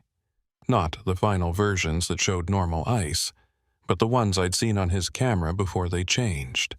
Those geometric patterns, complex and intentional, that had looked almost like writing. I started researching in my off hours, pulled up geological surveys of Wonder Lake going back decades. Found something interesting. The lake was unusually deep for its size, with several unmapped underwater cave systems feeding into it from below. The water temperature stayed constant year-round, several degrees warmer than it should be, suggesting geothermal activity. But more interesting were the old reports. From the 1970s, a team of biologists had attempted a comprehensive survey of the lake's ecosystem. They'd noted unusual sonar readings, large objects moving at depths that shouldn't have contained anything bigger than lake trout. Their final report was never published, and the lead researcher had retired suddenly, refusing to discuss the project. In the 1950s, a fishing guide reported seeing strange lights beneath the ice and finding geometric frost patterns on the lake surface that looked like writing in a language nobody knew. He was dismissed as a drunk and a storyteller. The patterns were attributed to natural crystal formation. Going back further, native accounts from the area spoke of a thinking water that showed visions to those who spent time near it. The lake was considered sacred, forbidden to most people, a place where the boundary between physical and spiritual became thin. Different cultures, different contexts, but the same basic story. Wonder Lake was strange. Wonder Lake was different. Wonder Lake contained something that didn't fit normal categories. I compiled everything into a private document, showed it to no one. What was the point? The official position was that Beck and I had experienced hypothermic hallucinations. Any attempt to push the issue would just flag me as unstable. Then, in early April, I got a call from an unlisted number. Ranger Hargreaves, this is Dr. Sarah Molina from the Institute for Arctic Research. I need to speak with you about Wonder Lake, in person, if possible. I don't know what you're talking about. Please, I've read your official report. I've also spoken with Soren Beck. He showed me his original photo files, the ones before they were altered. I believe you experienced something significant. The photos weren't altered. They just showed normal ice crystal formations that we misinterpreted due to stress. Mr. Hargreaves, I'm not trying to discredit you or question your judgment. I'm trying to understand what you found, because you're not the first person to report unusual phenomena at Wonder Lake.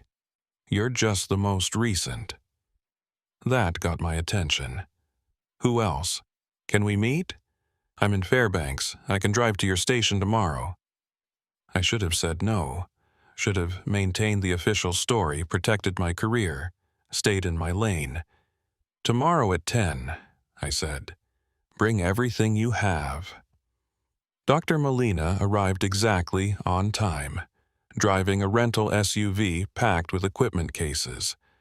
She was mid-40s, weathered in the way of career field researchers, wearing practical outdoor gear and carrying herself with the confidence of someone who'd spent years in remote locations. We met in my cabin, away from the main ranger station. She spread her materials across my kitchen table. Reports, photographs, sonar images, water samples in sealed containers. I've been studying Wonder Lake for 6 years, she said. Initially as part of a climate research project, monitoring temperature and ice formation patterns. But I kept finding anomalies, water that didn't freeze at the temperature it should. Sonar readings showing large biomass at depths where nothing should survive. And these, she showed me photographs from underwater cameras. Grainy, dark images that showed segmented shapes moving through black water. They looked exactly like the creatures Beck and I had seen. What are they? I don't know. They don't match any known species. They appear to be partially composed of ice, not just living in cold water, but actually made of frozen water in some kind of stable form that shouldn't be possible. They maintain structural integrity at temperatures that would thaw normal ice. She pulled out more images, these showing the lake surface from above. Geometric patterns in the ice, similar to what Beck had photographed. Different configurations, but the same underlying structure. These patterns appear every winter. They form, persist for a few weeks, then disappear when the ice begins to melt. I've documented them for 3 seasons now, and I believe they're communicative in nature. You think the creatures are trying to talk to us. I think they're trying to talk to each other, and we're witnessing it. But yes, there's evidence they're aware of human observers. The patterns become more complex near areas of human activity, like they're responding to our presence. I showed her my research, the historical accounts, the old reports. She absorbed it all, nodding occasionally, making notes. "There's a pattern," she said. "Every 20 to 30 years, someone reports significant interaction with the phenomena. Usually a single person or small group. They experience something extraordinary, try to report it, and are dismissed as delusional. The evidence disappears or is explained away, then the phenomena goes quiet again until the next cycle. Why? I think they're testing us, trying to establish communication, but our species isn't receptive. We dismiss what we can't explain, categorize genuine anomalies as errors or hallucinations. So they wait, try again with the next generation, hope that maybe this time we'll be ready to listen." She pulled out a final document, this one heavily redacted. 3 months ago, I submitted a research proposal to study Wonder Lake's unique ecosystem. It was rejected by every major institution I approached. Too speculative, insufficient evidence, not worth the resource investment. But one organization showed interest, a private research foundation that studies unusual natural phenomena. What kind of foundation? The kind that doesn't publish their findings. The kind that makes things disappear when they're too significant to reveal publicly. She met my eyes. They want to know everything about Wonder Lake. They're willing to fund a comprehensive study, and they want you involved. Why me?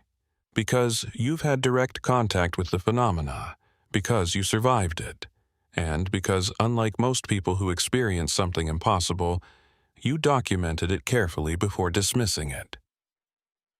I thought about the creature that had saved us, about the patterns in the ice that had looked like writing, about the feeling I'd had, watching those formations shift and change, like witnessing a conversation I couldn't understand but desperately wanted to.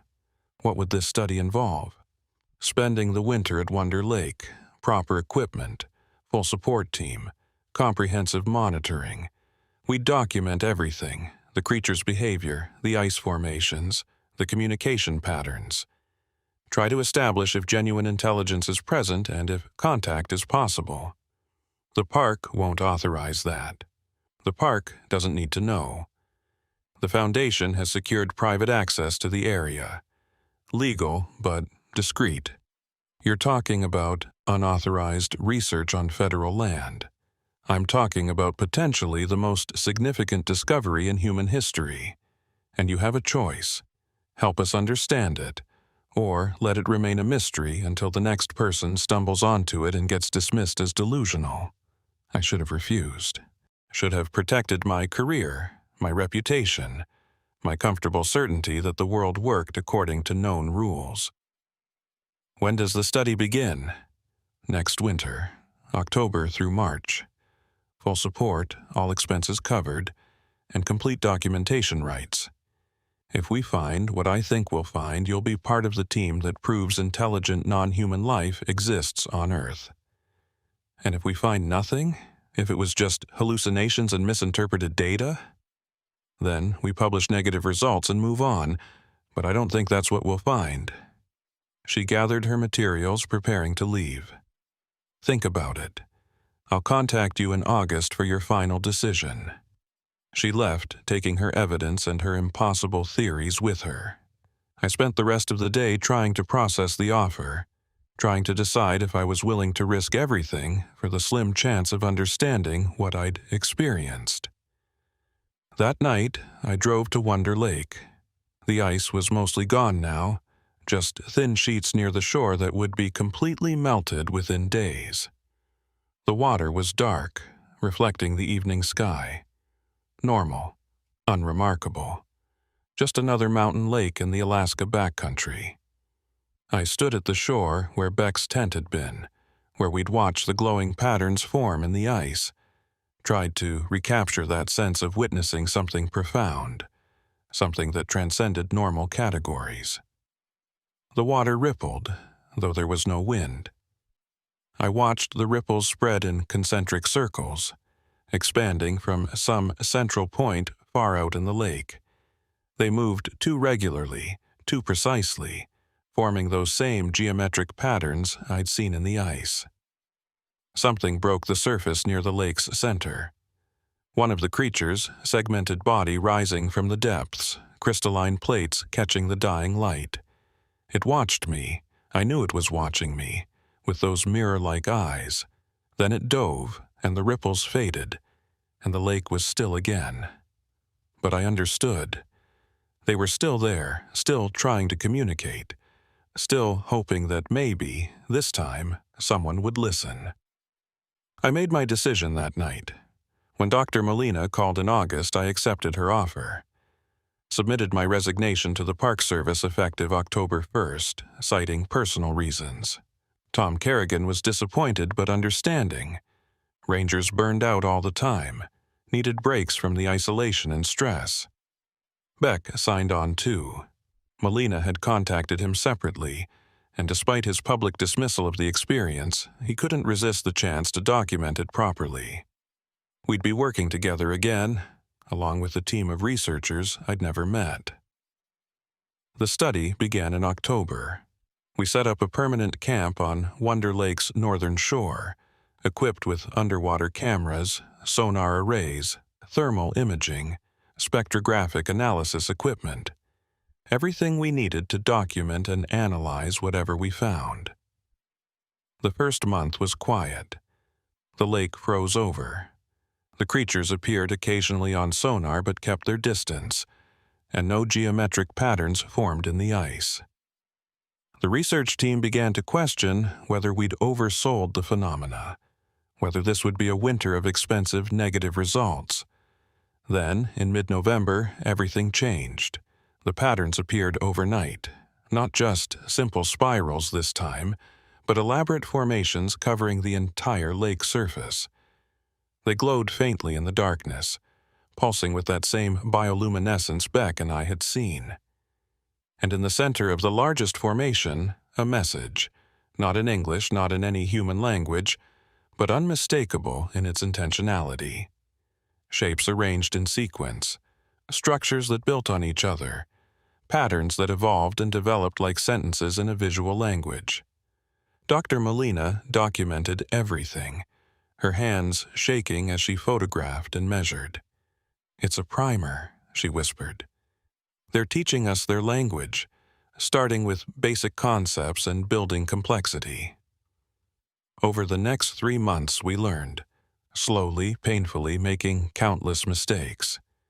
But gradually we began to understand. The patterns represented concepts, not words, but ideas. Temperature, pressure, time, depth. Complexity building on complexity. And the creatures were patient teachers. When we misinterpreted, they'd repeat the lesson in different forms. When we understood, they'd advance to the next concept. By February, we could recognize basic messages. Greetings, questions, observations about the world above the ice. By March, we understood enough to ask our own questions. Using the patterns they'd taught us, we formed messages in the ice near shore. Simple inquiries. What are you? Where do you come from? Why are you here? The response came as the ice began to melt. The last message we'd received that season. We are the memory of ice. We are what water becomes when it learns to think. We have been here since the first glacier carved this valley. We will be here until the last ice melts. We share this world with you. We wish to share understanding. When the ice melted completely in April, the creatures descended to depths our equipment couldn't reach. The communication ended for the season, but we had our documentation. Hundreds of hours of footage, thousands of photographs, comprehensive analysis of the patterns and their meanings.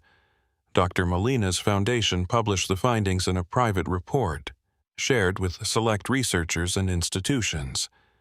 The response was mixed. Some found the evidence compelling. Others maintained it could be explained through natural processes we didn't fully understand yet. But we knew the truth. Beck and I, Molina and her team, we'd made contact. We'd communicated with an intelligence that had existed alongside humanity for millennia, unrecognized and unacknowledged. I never returned to the Park Service. Instead, I became part of Molina's permanent research team, spending every winter at Wonder Lake, learning more of the ice creature's language, deepening our understanding.